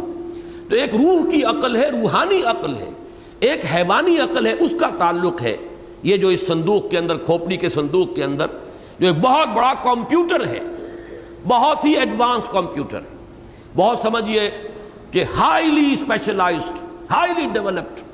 آج کا وہ کمپیوٹر بہت بڑے بڑے بن رہے ہیں، یہ چھوٹا بہت ہے، اللہ کا بنایا ہوا ہے، لیکن ہے صرف کمپیوٹر۔ جیسے آپ کو معلوم ہے کہ کمپیوٹر میں جو کچھ آپ فیڈ کریں گے وہ اسی کو سٹور کر لے گا، البتہ یہ کہ کمپیوٹرز ایسے بھی ہیں جو نتیجہ نکالتے ہیں، پھر نتیجے نکال کے اس کو میموری بھی ہے ان کے اندر رکھ لیتے ہیں اپنے پاس، پھر کسی وقت وہ آپ کو درست کرتے ہیں۔ اگر آپ کو غلطی کر رہے ہیں تو کمپیوٹر کہے گا کہ کہیں جو آپ نے یہ لفظ جو سپیلنگ آپ نے کی ہے، کہیں آپ کے ذہن میں وہ جو لفظ ہے وہ تو نہیں ہے، اس کی سپیلنگ تو یہ ہے، یہ نہیں ہے جو آپ کر رہے ہیں، ٹائپ کر رہے ہیں۔ تو اس طریقے سے یہ در حقیقت انسان کا جو دماغ ہے، جس کو میں کہہ رہا ہوں عقل حیوانی، یہ بھی ایک کمپیوٹر ہے۔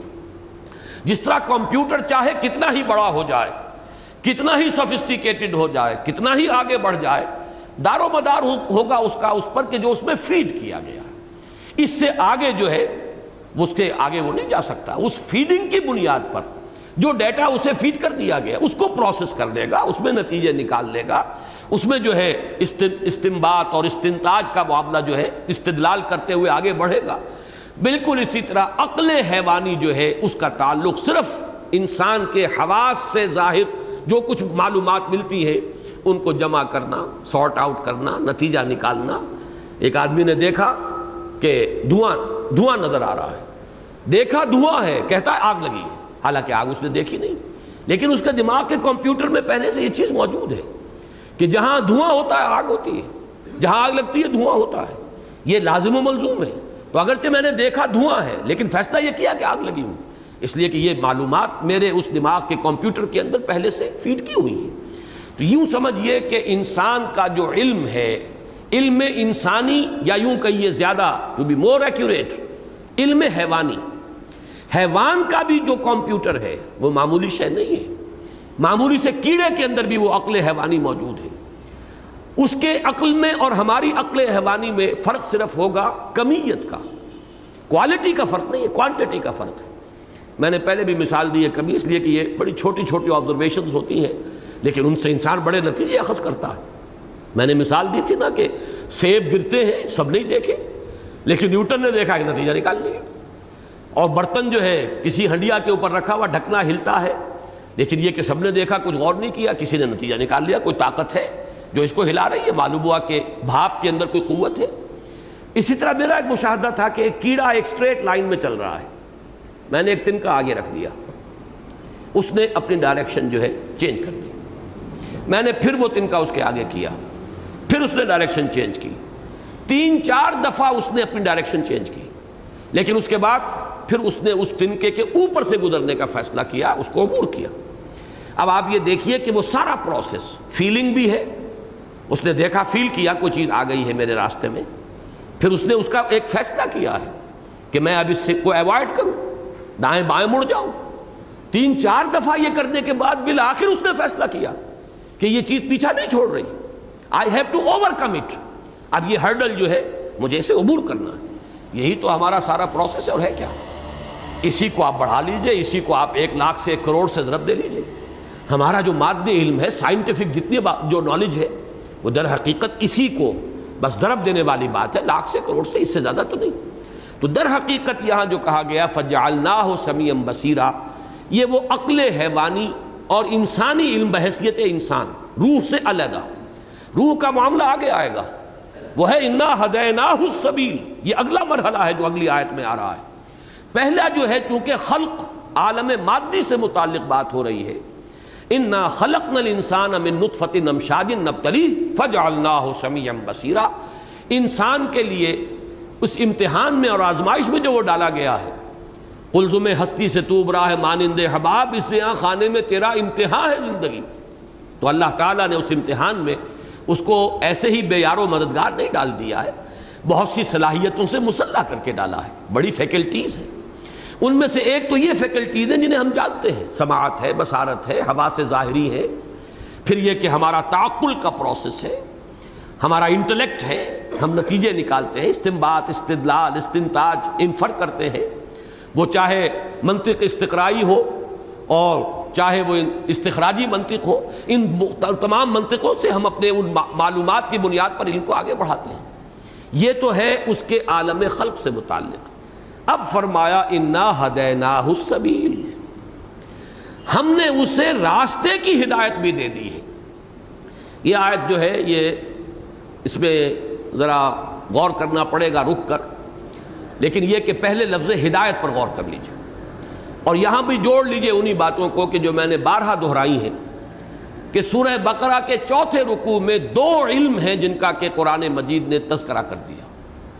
ایک علم وہ ہے جس کا تعلق سماعت و بصارت سے ہے، وعلم آدم الاسماء کلہا، یہ وہ علم مادی ہے جو گویا کہ انسان میں چونکہ اس کے لیے ایپریٹس رکھ دیا گیا، کمپیوٹر ودیت کر دیا گیا، سینس ڈیٹا کلیکٹ کرنے کے لیے سینسز دے دیے گئے، حواس دے دیے گئے، تو گویا کہ چونکہ وہ مشین سے مسلح ہو گیا ہے، تو گویا کہ یوں کہا جا سکتا ہے کہ کل کا کل علم جو ہے مادی وہ حضرت آدم میں ودیت کر دیا گیا، اگرچہ یہ وہاں پوٹینشلی موجود تھا، جیسے کہ ایک آم کا درخت مکمل موجود ہوتا ہے گٹھلی کے اندر، اسی طرح یہ مادی علم جو ہے یہ گویا کہ ان بلٹ ہے حضرت آدم علیہ السلام کے وجود کے اندر، اس کا وہ جو ایپریٹس ہے، اس کے حصول کا جو مشین ہے وہ چونکہ دے دی گئی تو گویا کہ وہ پورا کا پورا علم دے دیا گیا۔ اب اس کے لیے لفظ میری زبان پر آیا کرتا ہے ایکسفولیشن، جیسے کوئی پھول کا بڈ جو ہوتا ہے، کلی، اس کے اندر وہ پتیاں موجود ہوتی ہیں، نظر نہیں آتی، وہ پتی کھلتی ہے کلیاں نمایاں ہو گئی،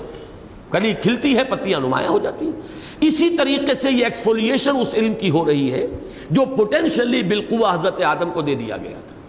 البتہ سورہ بقرہ کے چوتھے رکوع کے آخر میں اب وہاں تذکرہ ہوا علم وحی کا، فَإِمَّا يَأْتِيَنَّكُم مِّنِّي هُدًى فَمَن تَبِعَ هُدَايَ فَلَا خَوْفٌ عَلَيْهِمْ وَلَا هُمْ يَحْزَنُونَ، جب تمہارے پاس ہماری جانب سے ہدایت اور رہنمائی آئے گی تو جو بھی اس ہدایت کی پیروی کرے گا اس کے لیے نہ کوئی حزن ہوگا اور نہ کوئی خوف، لیکن وہ لوگ کہ جو اس کی تکذیب کریں گے اور جھٹلا دیں گے اور انکار کریں گے اور کفر کریں گے، ان کے لیے عذاب ہے، ان کے لیے سزا ہے۔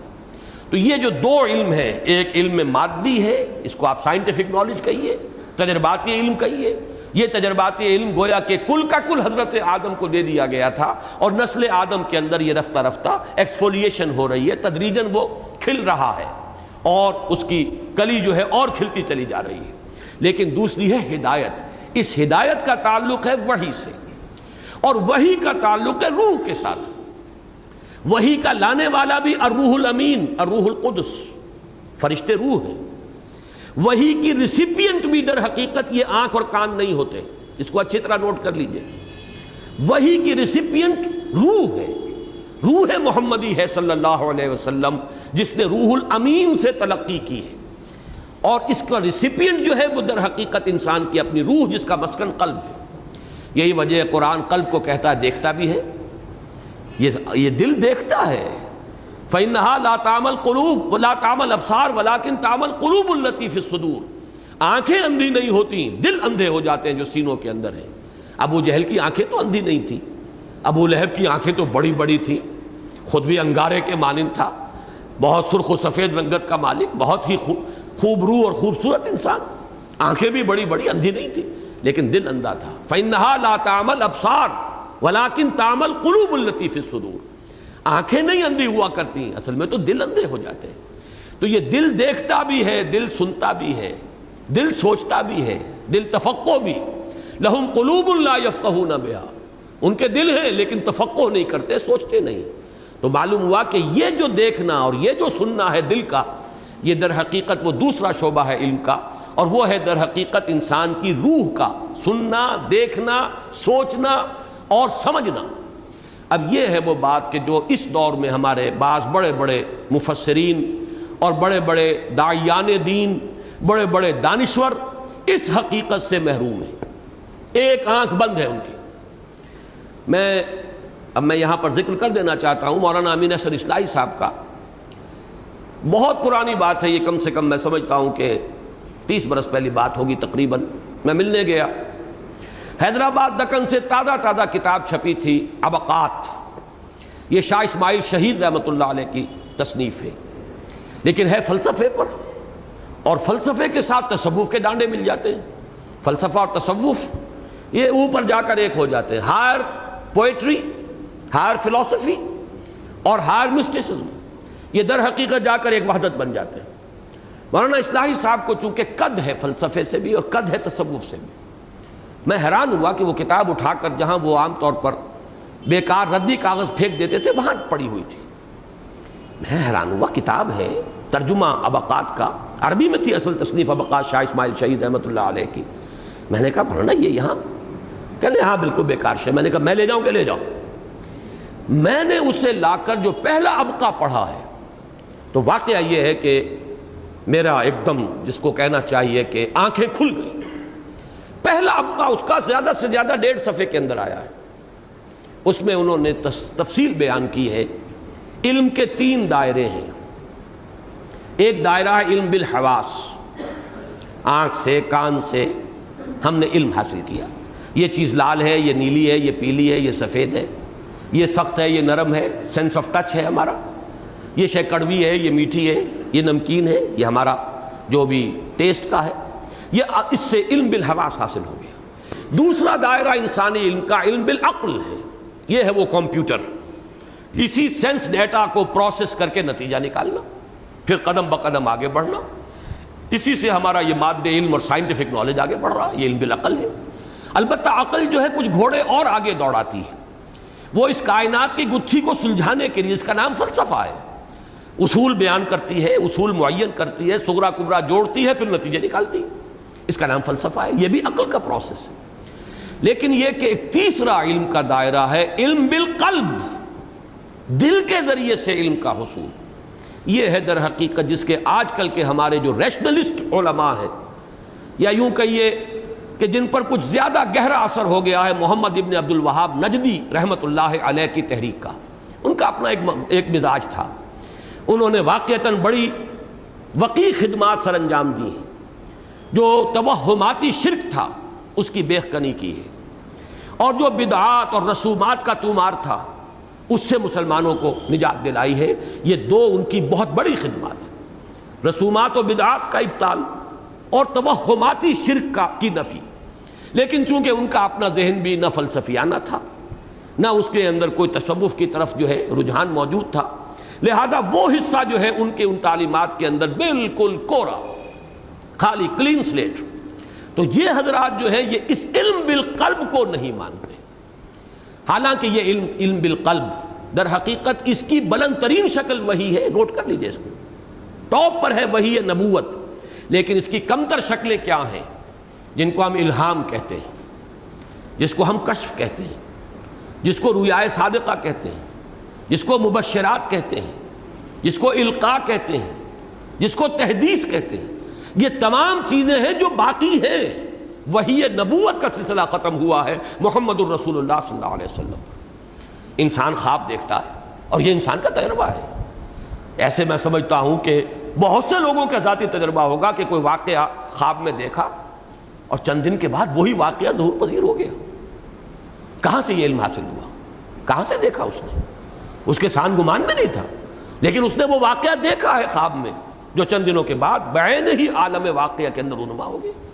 اسے رؤیائے صادقہ کہتے ہیں. یہ کیا ہے؟ اس کی کوئی توجیہ ممکن نہیں ہے. کوئی فرائیڈ اس کی توجیہ نہیں کر سکتا. یہ خواب جو ہے اس قبیل کی شے نہیں ہے. وہ جس کو آپ کہتے ہیں کہ یہ تحدیث نفس ہے، نفس کی بات ہے، نفس کے دبی ہوئی خواہشات ہیں کہ جو شکل اختیار کر لیتی ہیں. انسان جو ہے خواب کے اندر تسکین حاصل کرتا ہے اپنی ان چیزوں کی جن کو وہ عالم واقعہ کے اندر جن چیزوں کو حاصل نہیں کر سکتا، جن کو ریئلائز نہیں کر سکتا، اس کی وہ کچھ نہ کچھ جو ہے اپنی قلبی تسکین کے لیے وہ خواب میں ان چیزوں کو دیکھ لیتا ہے. لیکن یہ اپنی جگہ پر ہے، وہ بھی خواب ہے، نفسانی خواب بھی ہے. لیکن یہ جو القائی خواب ہے، اور حدیث کے اندر وضاحت کے ساتھ آیا ہے کہ لم یبقى من النبوۃ الا المبشرات، نبوت میں اب کوئی شے باقی نہیں رہی سوائے ان سچے خوابوں کے. یہ حدیثیں بھی موجود ہیں کہ رؤیا صالحہ یا رؤیا صادقہ یہ نبوت کے 46واں یا 60واں جز ہے. اس لیے کہ در حقیقت یہ ایک ہی قبیل کی چیزیں ہیں. روح انسانی جس کا مسکن قلب ہے وہ بعض حقائق کا ادراک کرتی ہے. اب تو اگرچہ سائنس بھی تھوڑا تھوڑا قدم بقدم ادھر جا رہی ہے، ایکسٹرا سینسری پرسیپشن، اب یہ تو ESP تو بہت بڑی حقیقت بن گئی ہے اور بڑا تحقیق کا میدان ہے کہ جو اس سلسلے کے اندر کھل چکا ہے. لیکن یہ کہ ہمارے بعض ریشنلسٹ لوگ ابھی تک وہ نیوٹونین ایرا جو ہے، جو فزکس کا، جو طبیعیات کا وہ دور تھا، ابھی اس سے آگے نہیں نکل پائے. یہی ہے حادثہ جو ہوا غلام احمد پرویز کے ساتھ. جہاں تک کہ سر سید احمد خان کا تعلق ہے، میں انہیں معذور سمجھتا ہوں. وہ پچھلی صدی کے انسان تھے. اس وقت تک ابھی آئنسٹائن کا وجود نہیں تھا، ابھی نظریہ اضافت کہیں نہیں تھا، ابھی فزکس جو ہے وہ ابھی اپنے یوں سمجھیے عہد طفولیت میں تھی. اس میں جو قطعیت تھی، مادہ اور ہے انرجی اور ہے، اس دور میں آ کر تو وہ ڈوئلزم ختم ہو چکی. مادہ اور انرجی جو ہے اس کی سنویت نہیں ہے، مادہ بھی انرجی ہے، یہ کنڈنسڈ فارم آف انرجی ہے. یہ ایٹمز ہیں. ایٹمز کیا ہیں؟ پازیٹیو اور نیگیٹو چارجز کا نام ایٹم ہے، اور ہر شے ایٹم سے بنی ہوئی ہے. تو وہ جو سنویت تھی کہ مادہ اور ہے اور قوت اور ہے، انرجی اور ہے، میٹر اور ہے، ختم ہوا. وہ جو ایک تصور تھا میٹر از انڈسٹرکٹیبل، میٹر کو کبھی ختم کیا ہی نہیں جا سکتا، اب تو وہ ختم ہو جاتا ہے. تو یہ چیزیں جو ہے در حقیقت کچھ حضرات ابھی تک اس دور میں رہتے ہیں، لہذا ان چیزوں کا انکار کرتے ہیں. ان چیزوں کا انکار درست نہیں ہے. ہدایت جو ہے در حقیقت اللہ تعالیٰ ہدایت دیتا ہے، کسی کو خواب کے ذریعے سے ہدایت دیتا ہے. اگرچہ یہ نوٹ کر لیجئے خواب بھی نبی کا ہے تو محفوظ ہے اور وہ وحی کے درجے میں ہے، وحی نبوت کے درجے میں. غیر نبی کا خواب حجت نہیں بنے گا، دلیل نہیں بنے گا، شریعت کا کوئی حکم اس سے ثابت نہیں ہوگا. مباحات کے دائرے میں کوئی شے ہے اور آپ نے خواب سے رہنمائی حاصل کر کے مباحات کے اندر کوئی قدم اٹھا لیا، کوئی حرج نہیں ہے. لیکن کوئی خواب کسی بڑے سے بڑے ولی کا شریعت کے حکم کو تبدیل نہیں کر سکتا، اس لیے کہ وہ معاملہ جو ہے محفوظیت، معصومیت اور محفوظیت جو ہے وہ ختم ہو چکی ہے ختم نبوت کے ساتھ. تو وہی یہ نبوت محفوظ تھی، اس میں کوئی دخل نہیں ہو سکتا تھا، نہ تحدیث نفس کا، نہ کوئی جنات کا اور شیاطین کا. وہی یہ نبوت محفوظ. البتہ یہ کہ یہ جو وحی کی لوور فارمز ہیں، علم بالقلب، جو کشف ہے، رؤیا صادقہ ہے، مبشرات ہے، الہام ہے. اب تحدیث کے بارے میں آیا کہ نہیں کہ ہر نبی کی امت میں محدث ہوتے ہیں جن سے اللہ کلام کرتا ہے، اور میری امت کا محدث عمر ہے رضی اللہ تعالی عنہ. اس لیے کہ آپ نے دیکھا بہت سی چیزیں ایسی ہوئی ہیں کہ قرآن میں حکم بعد میں نازل ہوا ہے اور حضرت عمر کی طبیعت میں اس کا ایک تقاضا پہلے پیدا ہو گیا. پردے کے احکام پہلے حضرت عمر نے کہنا شروع کیا ہے کہ یہ کچھ ٹھیک نہیں لگتا، حضور کچھ پابندی کیجئے. یہ ہماری مسلمانوں کی خواتین باہر نکلتی ہیں اور وہ اوباش قسم کے لوگ بھی ان کو دیکھتے ہیں، کچھ اس پہ بندش ہونی چاہیے، اور پردے کے احکام آ گئے. اسی طریقے سے بہت سی چیزیں ہیں کہ جو حضرت عمر رضی اللہ تعالیٰ عنہ کی طبیعت میں اس کا اقتداء پہلے پیدا ہوا ہے، اور پھر یہ کہ اس کے مطابق وحی نازل ہو گئی. یہ چیزیں جو ہے در حقیقت ان کا انکار اس دور میں اس لیے کہ ذرا چونکہ اس کی بنیاد پر گمراہی بہت پھیلی ہے، اس میں کوئی شک نہیں. تو گمراہی تو کس شے سے نہیں پھیلی؟ گمراہی تو ہے قرآن مجید کے ذریعے سے پھیلی. تو کیا ہم قرآن کو چھوڑ کر بیٹھ جائیں گے؟ یضل بہ کثیرا ویہدی بہ کثیرا. اللہ اسی کے ذریعے سے بہتوں کو گمراہ کرتا ہے، بہتوں کو ہدایت دیتا ہے. قرآن سے گمراہ ہوتے ہیں لوگ. اہل قرآن قرآن سے گمراہ ہوئے ہیں، جو ہر شے سے جو ہے بالکل اپنے آپ کو انہوں نے دستبردار کر لیا، تہی کر لیا، حالانکہ وہ سارا ان کی سوچ کا معاملہ جو ہے قرآن پر تھا. لہذا اس چیز کو دلیل نہیں بنانا چاہیے کہ چونکہ تصوف کی راہ سے گمراہیاں بہت آ گئیں، آئی ہیں، اس میں کوئی شک نہیں. لیکن یہ کہ اس کی بنیاد پر اس کا انکار نہیں ہوگا. تو وہ پہلا ابقا میں آپ کو بتا رہا ہوں، علم بالحواس، یہ پہلی سٹیج ہے علم کی. علم بالعقل یہ دوسری سٹیج ہے. نمبر 3 وہ ہے علم بالقلب۔ علم بالقلب کے مدارج ہیں جو مختلف ہیں۔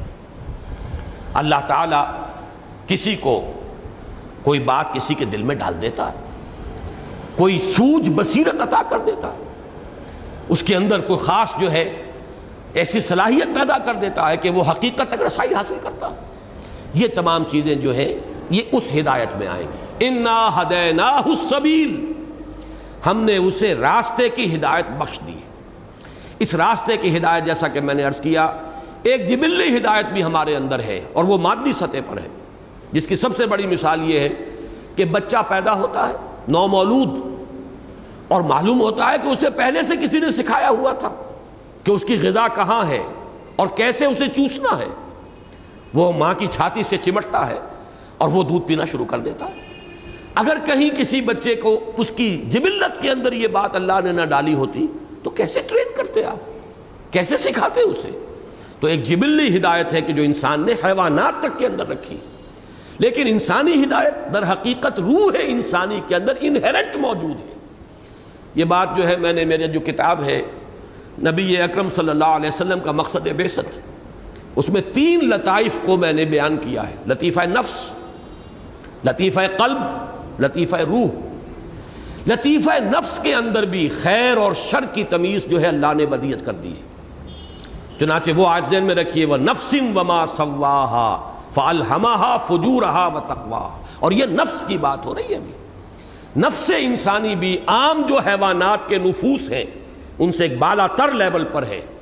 عام حیوانات میں خیر اور شر کا کوئی امتیاز نہیں ہے، انہیں یہ تو معلوم ہے جبلی طور پر کہ یہ میرے کھانے کی چیز ہے، یہ میرے کھانے کی چیز نہیں ہے۔ بکری جو ہے گوشت نہیں کھائے گی اور شیر جو ہے وہ گھاس نہیں کھائے گا، اب کوئی جبلی طور پر اس کے اندر یہ ہدایت رکھ دی گئی ہے۔ لیکن انسان میں اس سے آگے بڑھ کر نفس انسانی جو ہے اس کے اندر خیر اور شر کی تمیز ودیعت کر دی گئی۔ وَنَفْسٍ وَمَا سَوَّاهَا فَأَلْهَمَهَا فُجُورَهَا وَتَقْوَاهَا۔ لطیفہ قلب جو ہے وہ ایک ایسے آئینے کے مانند ہے جس میں حقائق کونیہ منعکس ہیں، جس کے سامنے وحی کا جب نور آتا ہے تو جگمگا اٹھتا ہے وہ آئینہ، الا یہ کہ اس کے اوپر پردے پڑ گئے ہوں خواہشات کے، شہوات کے، اپنے برے اعمال۔ کلا بل ران علی قلوبہم ما کانوا یکسبون، ان کے دلوں پر زنگ آ چکا ہوا ہے۔ یا جیسے اس حدیث میں آتا ہے ان هذه القلوب لتصدع كما يصدع الحديد اذا اصابه الماء، ان دلوں کے اوپر زنگ آ جایا کرتا ہے جیسے کہ لوہے پر زنگ آ جاتا ہے جب اس پر پانی پڑتا رہے۔ پوچھا گیا فما جلاؤها یا رسول اللہ، حضور یہ ہماری تلواروں کو زنگ لگتا ہے ہم سیکل کر لیتے ہیں، جلا کر لیتے ہیں، پھر چمک اٹھتی ہے، تو ان دلوں کے زنگ کو دور کرنے کا کیا ذریعہ ہے؟ اس کا بھی کوئی سیکل ہے، کوئی پالش ہے؟ فرمایا کثرت ذکر الموت و تلاوت القرآن، 2 چیزوں کی کثرت کرو، موت کو کثرت سے یاد رکھو اور کثرت کے ساتھ تلاوت کرو قرآن مجید کی، ان 2 چیزوں سے دل کا زنگ جو ہے وہ اتر جائے گا۔ تو معلوم ہوا آئینہ قلب ہے، بلکہ اس کے لیے صحیح تر لفظ جو میں نے وہاں استعمال کیا یہ آئینہ، یہ جام جہاں نما ہے۔ جیسے کہ وہ ایک روایتی جو ہے کہ ایک جام کے اندر پوری دنیا جو ہے اور اس کے تمام حقائق منعکس نظر آتے تھے، جام جم، لیکن یہ کہ یہ آئینہ جو ہے ہمارے قلب کا یہ بھی در حقیقت حقائق کونیہ کا انعکاس کرتا ہے۔ اور اس سے آگے لطیفہ روح ہے، اس روح کے اندر اللہ کی محبت یہ کوٹ کوٹ کر بھری ہوئی، الا یہ کہ اس روح کے اوپر جو ہے قلب کے اوپر جب پردے آ گئے ہوں، سیاہی آ گئی ہو اور یہ قلب مدفن بن چکا ہو، روح جو ہے دفن ہو چکی ہو۔ یہ تمام حقائق میں نے بڑی تفصیل سے بیان کی ہیں۔ یہ جو کہا گیا ہے کہ یہ مردہ ہیں، یہ لوگ زندہ نہیں ہیں، نبی آپ نے زندہ نہ سمجھیے، یہ مردہ ہیں۔ کس معنی میں مردہ ہیں؟ ابو جہل مردہ نہیں تھا، زندہ تھا، لیکن مردہ کس اعتبار سے تھا؟ وہ روح جو ہے اس کو اس نے دفن کر دیا تھا اپنے سینے کے اندر، وہ اس کا مقبرہ بن چکا تھا، وہ چلتے پھرتے تازیے تھے، وہ زندہ نہیں تھے۔ حیوان زندہ تھا، انسان مر چکا تھا۔ وہ روح جو ہے اس کے اندر محبت خداوندی کی ایک حرارت ہے، اور وہ ہے در حقیقت کہ جو انسان کے اندر انہیرنٹ ہدایت موجود ہے۔ اصل میں مثنوی کا ذکر یہیں سے تو شروع ہوتا ہے، بشنو از نئے چوں حکایت میں کند وس جدائی ہا شکایت میں کند۔ یہ روح انسانی جس کا تعلق اللہ سے ہے، اور یہ جو جدائی اس کی ہوئی ہے اس کی وجہ سے وہ فریاد کرتی ہے، اس کے اندر ایک تڑپ ہے، وہ اپنے رب ہی کی طرف رجوع کرنا چاہتی ہے۔ اس کا سارا جو رجحان ہے اسی طرف ہے۔ عظمت صوم نامی میرے کتاب میں تمام مضامین آئے ہیں۔ تو اب یہاں سمجھ لیجئے کہ جو تیسری آیت ہے اِنَّا هَدَيْنَاهُ السَّبِيلَ، اس کا تعلق ہے وہ علم بالقلب کے ساتھ۔ علم بالقلب روح انسانی میں، یعنی معرفت خداوندی یہ تو قلب میں موجود ہے، معرفت، اور محبت خداوندی یہ روح میں موجود ہے۔ یہ چیزیں دے کر اللہ نے اس دنیا میں انسان کو بھیجا۔ اِنَّا هَدَيْنَاهُ السَّبِيلَ، اب یہاں لفظ سبیل پر ذرا بحث کرنی پڑے گی۔ عام طور پر اس آیت کا ترجمہ یہ کر دیا گیا ہے کہ ہم نے اسے دونوں راستے دکھا دیے اور اسے اختیار دے دیا، اما شاکرا و اما کفورا۔ ہدایت کا راستہ بھی دکھا دیا، ضلالت کا بھی دکھا دیا، شر کا بھی دکھا دیا، خیر کا بھی دکھا دیا۔ دلیل میں وہی آیت لائی جاتی ہے وَنَفْسٍ وَمَا سَوَّاهَا فَأَلْهَمَهَا فُجُورَهَا وَتَقْوَاهَا۔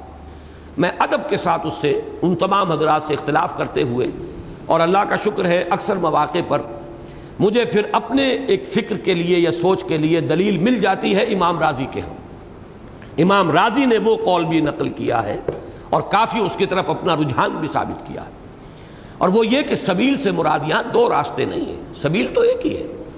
السبیل کا لفظ جب آئے گا، دی وے، وہ آئے گا سبیل ہدایت کے لیے۔ اس کے تحت کوئی سبیل جو ہے ضلالت کی نہیں آ سکتی۔ ہم نے اسے ہدایت کی راہ سجھا دی ہے، ہم نے اپنی طرف سے اتمام اس پر کر دیا ہے۔ یوں سمجھیے کہ وہ ہدایت بنیادی طور پر تو انہیرنٹ ہے ہمارے وجود میں، اس لیے کہ ہمارا وجود صرف مادی نہیں ہے، روحانی بھی ہے۔ ہمارے قلب کے اندر معرفت خداوندی موجود، ہماری روح کے اندر محبت خداوندی موجود، یہی دو چیزیں ہیں جن کا نام ہدایت ہے۔ اللہ کی معرفت، اللہ کی محبت، ان دونوں چیزوں کے امتزاج سے ہدایت وجود میں آئے گی۔ یہ موجود ہے اِنَّا هَدَيْنَاهُ السَّبِيلَ۔ البتہ یہ ہدایت دینے کے بعد اب اللہ نے اختیار دے دیا ہے، چاہے تم شکر گزار بنو اور چاہے ناشکرے بنو۔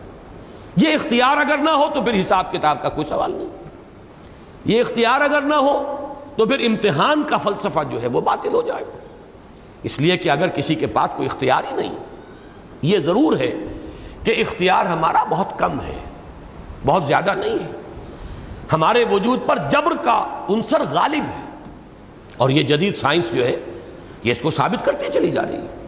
اس لیے کہ ہمارے جینز جو ہمیں اپنے والدین سے مل رہے ہیں، والدین سے نہیں، وہ تو نہ معلوم ان جینز کے اندر کتنی نسلوں سے بات چلی آ رہی ہے، اور وہ چیز ہے کہ جو ہمیں ہمارے مزاج کو، ہماری شکل کو، ہماری صورت کو، ہماری رنگت کو، ہمارے اطوار کو، ہمارے عادات کو، ہمارے رجحانات کو، یہ چیز ہے کہ جو ڈھال رہی ہے ایک خاص سانچے کے اندر۔ اس لیے جبر کا پہلو بہت زیادہ ہے۔ البتہ ایک ایلیمنٹ اختیار کا ہے، چاہے کتنا ہی کم ہے، اس پر انسان فیصلہ کرتا ہے، اگرچہ اس میں ایک کمیت کے اعتبار سے ایک حقیقت کو نوٹ کر لیجئے۔ ہو سکتا ہے کہ اپنے شاکلہ کے اعتبار سے، یہ باتیں میں نے سورہ بنی اسرائیل میں جب لفظ شاکلہ آیا قُلْ كُلٌّ يَعْمَلُ عَلَى شَاكِلَتِهِ فَرَبُّكُمْ أَعْلَمُ بِمَنْ هُوَ أَهْدَىٰ سَبِيلًا، یہ شاکلہ، یہ در حقیقت سانچے کو کہتے ہیں، شاکلہ جو کسی شے کو شکل دیتا ہے، جس کو ہمارے ہاں مستری پاٹن کہتے ہیں، پیٹرن، اس کو پاٹن کہتے ہیں۔ پاٹن بناؤ، وہ پاٹن بنا کے اس میں جو ہے لوہا جو ہے اپنے اس کو پگھلا کر اور اس کو ڈال دیا تو جو شکل ہوگی اس پیٹرن کی وہی اس کی بن جائے گی، ڈھل جائے گا، ڈھال دیں گے آپ اس کو اس سانچے کے اندر۔ تو ہم میں سے ہر شخص کا شخصیت کا ایک سانچہ ڈھلا ہوا آیا ہے اس دنیا کے اندر۔ اب اس کے اندر جو ہمارا اختیار ہے اس سے ہم طے کرتے ہیں کہ ہمیں ادھر جانا ہے یا ادھر جانا ہے۔ ہو سکتا ہے کہ ایک شخص زیادہ محنت کر کے بھی تھوڑا جا سکے خیر کی طرف، اس لیے کہ اس کا شاکلہ جو ہے اس کے اندر خیر کی طرف اتنی آسانی کے ساتھ پیش قدمی کی گنجائش نہیں ہے۔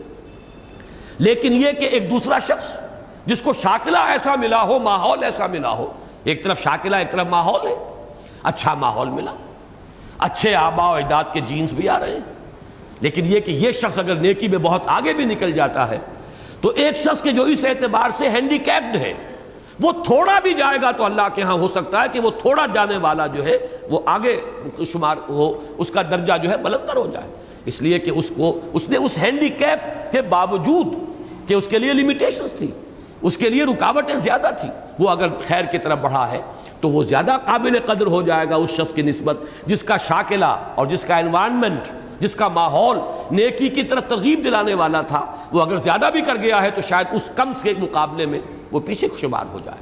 تو یہ سارے معاملات ہیں کہ جو اللہ کے ہاں یہ اکاؤنٹ فار ہو جائیں گے. اس کا علم جو ہے ہر شے کو محیط ہے. وہ جانتا ہے کس نے کن حالات میں کیا کیا ہے.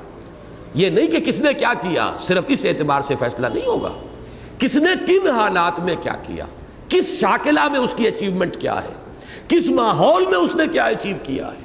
ان تمام چیزوں کو اللہ تعالیٰ سامنے رکھ کر انسان کا فیصلہ کریں گے. تو یہ ہے انا ہدیناہ السبیل.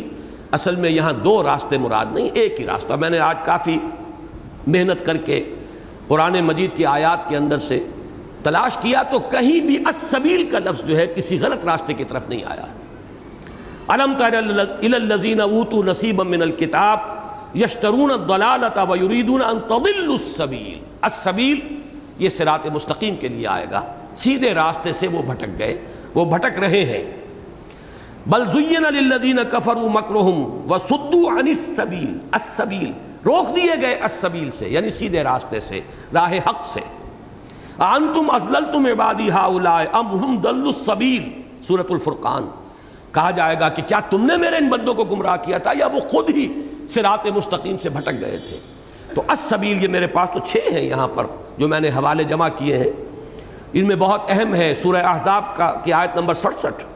وقالوا ربنا انا اطعنا سادتنا وکبراءنا فاضلونا السبیل. وہ کہیں گے پروردگار ہم نے اپنے سرداروں اور اپنے چودھریوں کی پیروی کی، ان کا کہنا مانا، انہوں نے ہمیں بھٹکا دیا سیدھی راہ سے. تو سبیل کے ساتھ اگر تو کوئی صفت آ جائے تب تو سبیل الغی بھی آیا ہے، کجی کا راستہ. سبیل الرشد بھی آیا ہے، بھلائی کا اور نیکی کا راستہ. سواء سبیل بھی آیا ہے، سیدھا راستہ. اس لیے اس کے ساتھ ایڈجیکٹو اگر کوئی آ جائے گا یا نسبت ہو جائے گی کسی شر یا خیر کی طرف پھر تو اسی کے مطابق طے ہوگا.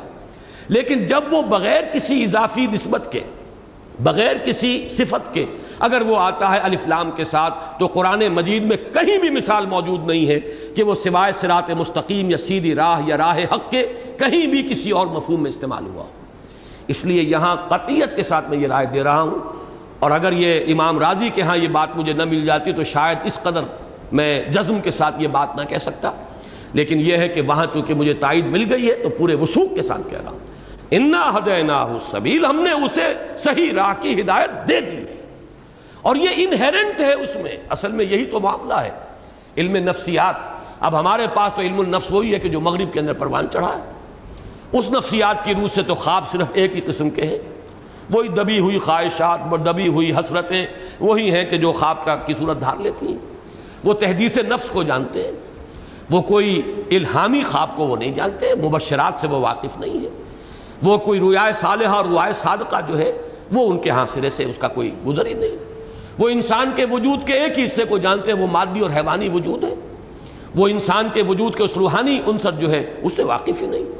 اس لیے یہی جو میں نے کئی مرتبہ عرض کیا ہے اور خاص طور پر سورہ کہف کا جو شروع کا حصہ ہے اس کے ضمن میں کہ دجال کو جو کہا گیا کانا دجال، معنی کیا ہے؟ 2 آنکھوں میں سے ایک بند ہے. مادیت کی آنکھ کھلی ہوئی ہے، خوب کھلی ہوئی ہے. اس آنکھ کے لیے مائکروسکوپ بھی وجود میں آ گئی، اس آنکھ کے لیے ٹیلیسکوپ بھی وجود میں آ گئی. وہ آنکھ تو کھلتی چلی جا رہی ہے، گہرائیوں میں اترتی چلی جا رہی ہے، چھوٹی سی چھوٹی شے کو دیکھ رہی ہے، بہت دور کی شے کو دیکھ رہی ہے. لیکن ایک ہی آنکھ ہے، دوسری آنکھ بند ہے. روح، روحانیت، عالم ارواح، اس سب سے سرے سے کوئی اعتنا نہیں، اس کا اس بات ہی نہیں. اور اصل میں ان سے تو کیا شکوہ کیا جائے، وہ تو محرومین ہے.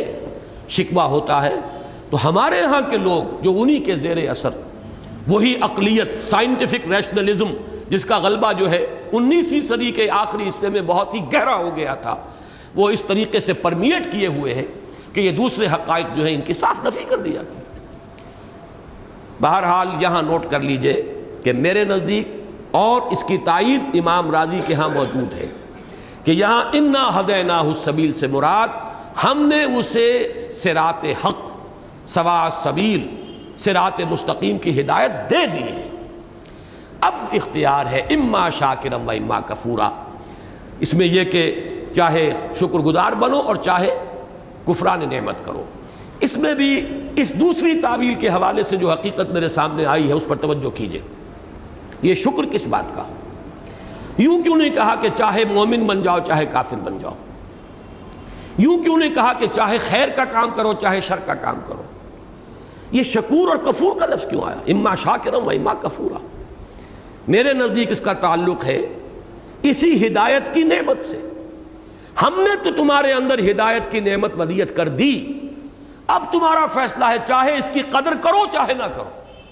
در حقیقت انسان ناقدری کرتا ہے اپنے باطن کے اندر کی اس ہدایت، اللہ کی ودیت شدہ ہدایت کی جب پیروی نہیں کرتا تو اس ناقدری کر رہا ہے۔ شکر گزاری کرے گا، شکر کہتے کسے؟ حق ماننا، نعمت کا اعتراف، ادراک، معرفت نعمت، پھر نعمت پر شکر زبان سے ادا کرنا، اور پھر ہے وہ جس کو کہ بہت مرتبہ سورہ لقمان میں جہاں شکر کی بحث آتی ہے ہمارے منتخب نصاب کے درس میں، وَلَقَدْ آتَيْنَا لُقْمَانَ الْحِكْمَةَ أَنِ اشْكُرْ لِلَّهِ وَمَنْ يَشْكُرْ فَإِنَّمَا يَشْكُرُ لِنَفْسِهِ۔ تو امام راغب اصفہانی رحمۃ اللہ علیہ کے حوالے سے یہ بات بارہا آپ کے سامنے آ چکی ہوگی کہ شکر کے 3 مراحل ہیں، 3 مدارج ہیں۔ شکر بالقلب، کہ انسان کو احساس ہو کہ مجھ پر کتنا بڑا احسان کیا گیا۔ ایک بچے کی ہتھیلی کے اوپر ہیرا رکھ دیجئے، اسے کیا پتا یہ کانچ کا ٹکڑا ہے یا ہیرا ہے؟ قدر و قیمت کا احساس ہی نہیں، وہ تو یہ سمجھے گا کانچ کا ٹکڑا اور ہیرا برابر ہے۔ جب تک پہچان نہ ہو آپ کے اندر کہ یہ ہیرا ہے، تب آپ کے اندر ایک دم احساس ہوگا کہ مجھ پر کسی نے کتنا بڑا احسان کیا، مجھے ہیرا دیا ہے، عطا کیا ہے۔ تو سب سے پہلا شکر جو ہے شکر بالقلب ہے، نعمت کی معرفت۔ پھر شکر باللسان ہے، زبان سے شکر، جو ہماری تہذیب کا ایک بہت ہی اہم حصہ ہے۔ تھینکس اور تھینک یو اور شکرن، یہ تو یوں سمجھیے کہ جدید مہذب تہذیب کے اندر سب سے زیادہ کہا جانے والا لفظ ہے۔ ہر مہذب اور شائستہ انسان جو ہے ذرا سا بھی کوئی معاملہ ہوا ہے اس پر فوراً وہ شکر ادا کرتا ہے۔ لیکن تیسرا شکر ہے اصل شکر، اور وہ ہے شکر بالجوارح، اپنے پورے وجود اور اعضاء کے ساتھ شکر کرنا۔ اور وہ کیا ہے؟ اس نعمت کا حق ادا کرنا۔ اگر اس نعمت کا حق ادا نہیں کر رہے تو یہ سب سے بڑی ناشکری ہے، جس کی مثال میں دیا کرتا ہوں کہ کوئی باپ اپنے بیٹے کو بہت عمدہ کتاب لا کر دیتا ہے، بہت اعلیٰ کتاب، بڑی قیمتی کتاب، بیٹا مہذب تو ہے، شائستہ ہے، وہ تھینک یو ڈیڈی بھی کہہ دیتا، لیکن پھر رکھتا ہے اس کتاب کو کسی طاق کے اوپر اور پھر کبھی پلٹ کر دیکھتا نہیں، تو یہ تو ناشکری کی اس نے صرف زبان سے تو وہ اپنے مہذب ہونے کا ثبوت دے دیا، لیکن یہ کہ حقیقت تو اس کا شکر ہوتا اگر اس کتاب کو پڑھتا، اس کتاب سے اپنے علم کے اندر اضافہ کرتا، وہ ہے شکر۔ تو در حقیقت یہ ہدایت جو انہیرنٹ ہے انسان کے اندر، اس کا شکر یہ ہے کہ اب اس کو آپ استعمال کیجئے، اس کی پیروی کیجئے۔ آپ اس ہدایت کی پیروی کریں گے اللہ اور ہدایت دے گا۔ لَإِن شَكَرْتُمْ لَأَزِيدَنَّكُمْ وَلَئِن كَفَرْتُمْ إِنَّ عَذَابِي لَشَدِيدٌ۔ تو میرے نزدیک یہاں پر یہ 2 الفاظ جو آئے، حالانکہ یہ بھی آ سکتا تھا جو چاہے نیکی کرے جو چاہے بدی کرے، جو چاہے ایمان لائے جو چاہے کفر کرے، جو چاہے تصدیق کرے جو چاہے تکذیب کرے، لیکن یہاں لفظ لائے گئے ہیں بہت ہی قیمتی الفاظ، اما شاکرم و اما کفورا۔ ہم نے جو ہدایت تمہیں دے دی، اور در حقیقت پھر سمجھ لیجیے اس بات کو، وہ ہدایت انہیرنٹ ہمارے اندر ہے، در حقیقت وہی جب آتی ہے تو اس ہدایت کا اتمام ہو جاتا ہے۔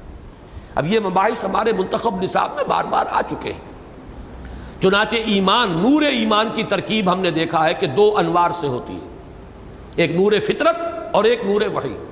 نور علی نور یہدی اللہ لنورہ من یشاء، یہ نور پر نور ہے، روشنی پر روشنی ہے، ایک روشنی اندر ہے، وہ نور فطرت ہے۔ اسی کو کہا گیا کنت علی بینۃ، میں پہلے سے ایک بین پر تھا، موجود تھا، مجھے اللہ نے فطری جو ہدایت تھی میں نے اس کو سنبھال کر محفوظ رکھا ہے، میں نے اس کو دفن نہیں کیا زمین کے اندر، خواہشات کے پردے اس پر نہیں ڈالے، میں نے اس کو برقرار رکھا ہے، زندہ رکھا ہے، بیدار رکھا ہے، اور پھر اللہ کی طرف سے مزید مجھ پر انعام ہوا ہے کہ وہی نازل ہو گئی۔ تو یہ نور علی نور ہے، ایک نور ہدایت اندر ہے، وہ نور فطرت کہیے، وہ ہدایت اللہ نے دی ہوئی ہے، وہ در حقیقت انہیرنٹ ہے روح انسانی کے اندر، اور دوسرا اتمام ہو جاتا ہے اس کا اس نور وحی کے ذریعے سے، نور علی نور یہدی اللہ لنورہ من یشاء۔ اب آپ نوٹ کیجئے، دیکھیے کس قدر معنوی ربط قائم ہو رہا ہے۔ جنہوں نے اپنے اس انہیرنٹ نور ہدایت کا حق ادا نہیں کیا، وہ نور وحی سے بھی محروم رہ گئے، انہوں نے اس کو مس کر دیا، انہوں نے اس کو دبا دیا، دساہا، دفن کر کے رکھ دیا، خواہشات نفسانی کے انبار اس کے اوپر ایسے ڈالے ہیں کہ وہ جو اندر کی ہدایت تھی وہ دفن ہو کر رہ گئی۔ اس کو زندہ رکھتے، بڑھاتے، جلا اس کو دیتے، تو پھر جیسے ہی نور وحی سامنے آتا جگمگا اٹھتا انسان کا باطن، جیسے کہ ابو بکر صدیق کا باطن جگمگا اٹھا رضی اللہ تعالیٰ عنہ۔ یہ صدیقیت جو ہے در حقیقت یہ ہے ہی، اس کی توجیہ ہی یہ ہے کہ ان کا وہ نور فطرت اتنا صاف شفاف ہوتا ہے، جس کی تشبیہ آئی ہے سورہ نور میں، یکاد زیتھا یضیء ولو لم تمسسہ نار، اس کا تیل تو بھڑک اٹھنے کو، روشن ہونے کو بےتاب ہوتا ہے، چاہے ابھی آگ نے اسے چھوا بھی نہ ہو، اور آگ چھو لے، نور علی نور۔ اب کیا کہنے ہیں، اب تو وہ نور فطرت، یا یوں کہیے ہدایت فطرت، اب اس پر ہدایت وحی نبوت، اس کا اضافہ ہو گیا نور علی نور۔ اب یہاں دیکھیے انا ہدیناہ السبیل، ہم نے تو ہدایت دے دی ہے اس کو، بڑی اس میں تاکید ہے۔ السبیل میں میں سمجھتا ہوں کہ جنہوں نے بھی دو راستے مراد لیے ہیں، اس آیت کا حق نہیں پہچانا، یہ آیت اپنی عظمت کے ساتھ ان پر منکشف نہیں ہوئی۔ ہم نے سیدھی راہ کی ہدایت دے دی، جو زور ہے اس میں، وہ دو راستے دکھا دیے، اس کے اندر تو وہ زور ہے ہی نہیں۔ ہم نے تو اسے سیدھی راہ کی سوجھ دے دی، ہم نے وہ ہدایت اس میں رکھ دی۔ پھر نوٹ کر لیجئے اور پڑھیے اگر آج اللہ توفیق دے، وہ جو میرا مضمون ہے نبی اکرم صلی اللہ علیہ وسلم کا مقصد بعثت، اس کا جو پہلا چیپٹر ہے، یہ 3 لیولز ہیں ہمارے وجود کے، اور میں نے بارہا کہا ہے کہ میں فرائیڈ کا اس اعتبار سے بہت قائل ہوں۔ اس نے سیکس کو جو اہمیت دے دی ہے اور جس طرح اس نے اس کو پورے انسانی شخصیت کے اوپر پھیلا دیا ہے، وہ تو اس کی حماقت ہے۔ یہ ہمارے اکثر جدید جو بھی فلاسفہ ہیں، مفکرین ہیں، ان کی خرابی یہی ہے کہ کوئی ایک حقیقت انہیں ملتی ہے، وہ حقیقت صحیح ہوتی ہے، لیکن اس کو وہ پھیلا دیتے ہیں، ہر شے کو اسی کے تابع کر دیتے ہیں۔ یہ معاملہ فرائیڈ کے ساتھ ہوا، یہی مارکس کے ساتھ ہوا، پورا فلسفہ جو ہے وہ کسی ایک شے کے گرد گھما دیا۔ ورنہ یہ کہ فرائیڈ کی جو ایکویٹی آف آبزرویشن ہے، جتنی گہرائی میں اس نے انسان کی شخصیت کا مطالعہ کیا ہے، معمولی بات نہیں ہے۔ وہ نور ہدایت سے، اس نور وحی سے محروم ہونے کے باوجود اگر اس نے ہیومن جو شخصیت ہے، ہیومن پرسنالٹی، اس کے 3 لیولز معین کیے، دی اڈ اور لیبیڈو، یہ ہے وہ اینیمل لیول سب سے نیچے، اس کے بعد ہے ایگو، خودی، اور تیسرا سپر ایگو۔ اب اس کی جو توجیہ وہ کرتا ہے اس سے مجھے اختلاف ہے۔